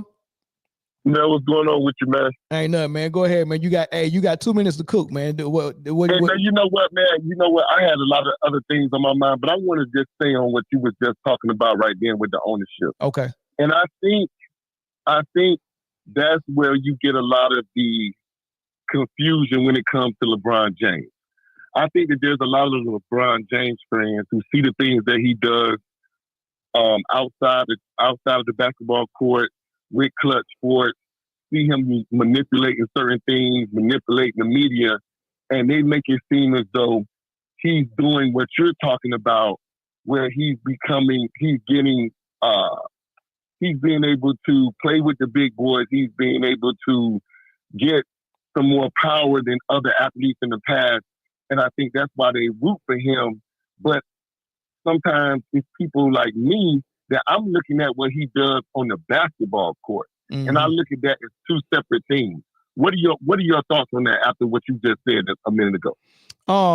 So I'm not 100% sure if what we think is going down is a facade or if it's like something meaningful. Like, because when he did the school thing, we thought that was huge. But then we found out later on, them kids ain't learning nothing. Right. Right. Same thing when Oprah did her school in Africa. I mean, that school was almost like a hub for assaults. Like them kids was getting assaulted out there in Africa. I don't know who was running that school, but it was some sinister stuff going on. You get what I'm saying? I don't know if them kids was getting picked up and going to Epstein Island or not. It was just weird, but that really didn't hit the news. You got to dig to go find that stuff out, but just go research what happened to Oprah school in Africa and see if you can find some interviews with some of these people that spoke out. It's a lot of weird stuff. That school that Will and Jada opened, crazy. Scientology stuff they was teaching. They wasn't teaching Scientology, but for some reason, every teacher and administration they had were all Scientologists. Very weird, right? So the things that he's doing, I don't like. We look at it like I want to champion it because he's a black man, but he's not really doing a lot of stuff. Like the lifetime contract with Nike. If you just seen Michael Jordan break free from Nike, kinda, and start Jumpman and have his own brand, why the hell would your dumb ass go out and sign a lifetime contract and lock yourself with Nike for life and be a paycheck? You getting a check from Nike and you got to do that bid, and this stuff that you can't even say because Nike are pulled. You get what I'm saying? Like it don't matter if you're in a contract with Nike. They pulled Adidas pulled away from Kanye West from just him making a comment. Nike pulled their contract away from Kyrie Irving from a tweet. Exactly. You get what I'm saying? So like, I'm not impressed by all of this stuff until I see it actually do stuff for real for people in my community. And the type of oppression that we had to endure and we still haven't broke 100% free from, you can't impress me with just some surface level nonsense because we've been falling for that trick for years. Now, from the basketball standpoint, what I did want to call it and say, the point that you made earlier about him getting all the points, all the assists, and all the rebounds, and you talked at length about how he set teams up in order to do that and how they play brown ball and all that. But one thing I want to say about that, when you look at Michael Jordan and you look at Kobe Bryant, you've never heard anybody say their teams play better sometimes when they're not on the floor. That has always been a point when it comes to LeBron James. When the players on his team that he's assembled together are actually able to play their appropriate roles, a lot of times the team plays better without him than with him. So I think that's one thing that you can see that LeBron is a cheat code that he does that makes him look good, that pass his back. Just like the last conversation you were having just on the last call. Why did you spend 15 minutes talking about stats of these people when we saw Bronny James can't play? We already know that. We don't have to compare no stats, nothing like that. We saw him come out. He cannot play. That's what it is. We see LeBron James in the fourth quarter. We see everybody prop him up. We see him build super teams. You don't need to tell me about his points, his rebounds, none of that. He is not on the level of a Michael Jordan or Kobe Bryant. And that's just what it is. That's facts. I'll hang up and let you go from there. Appreciate you, bro. Hey, thanks, Wayne. Appreciate the call, man. Now that's facts. It's obvious he's not on that level. It's obvious, right? We had these conversations because it's a lot of young people that just don't know, man. If we don't speak out about it, y'all gonna be deceived. Y'all, cause y'all believe. I mean, y'all didn't witness a lot of things, and y'all believing that these people that's in the media is telling the truth. They're not telling the truth, man. They lying to y'all. You know what I'm saying? And it's people that are trying to dupe you, but it's also people that is duped that's trying to dupe you. Right? So people call it here cabin for LeBron. They're duped. They're delusional. They're brainwashed. But they've been brainwashed by people in the media, and they're doing it because it's a monetary value to it for them. Right. So, I mean, you just got to do your own homework, man. It is what it is, man. Appreciate all the phone calls, man. Appreciate y'all hanging out with me for 2 hours, man. This was a good stream. Thanks for the cash apps and the super chats. Let me make sure I ain't missed no super chats.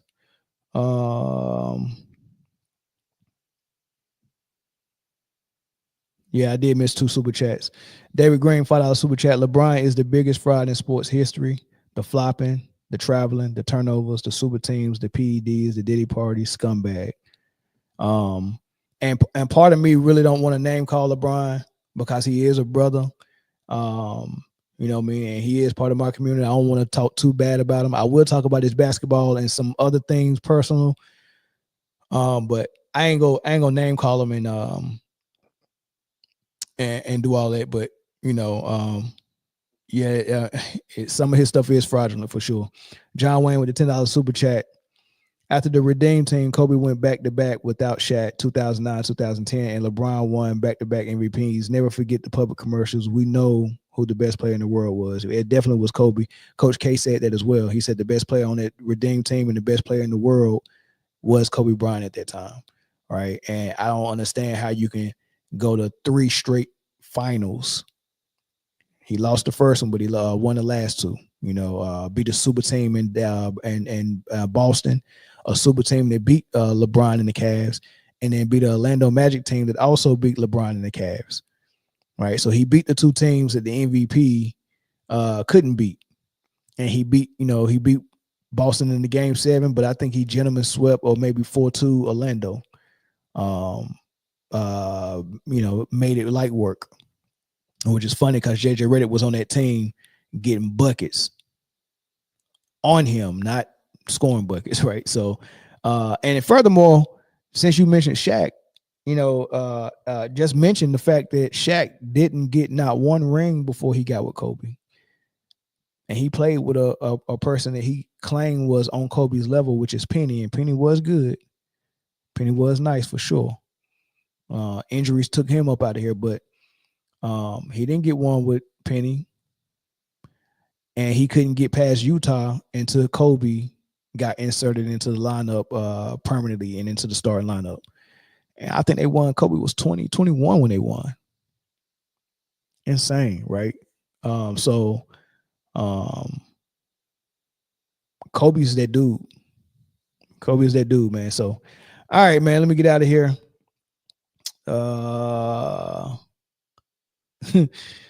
He said, Young Disciple said, LeBron beat OKC that 4-1 Kobe. You're correct. Miami Heat super team beat OKC. Miami Heat super team. Remember that. Super team's supposed to win.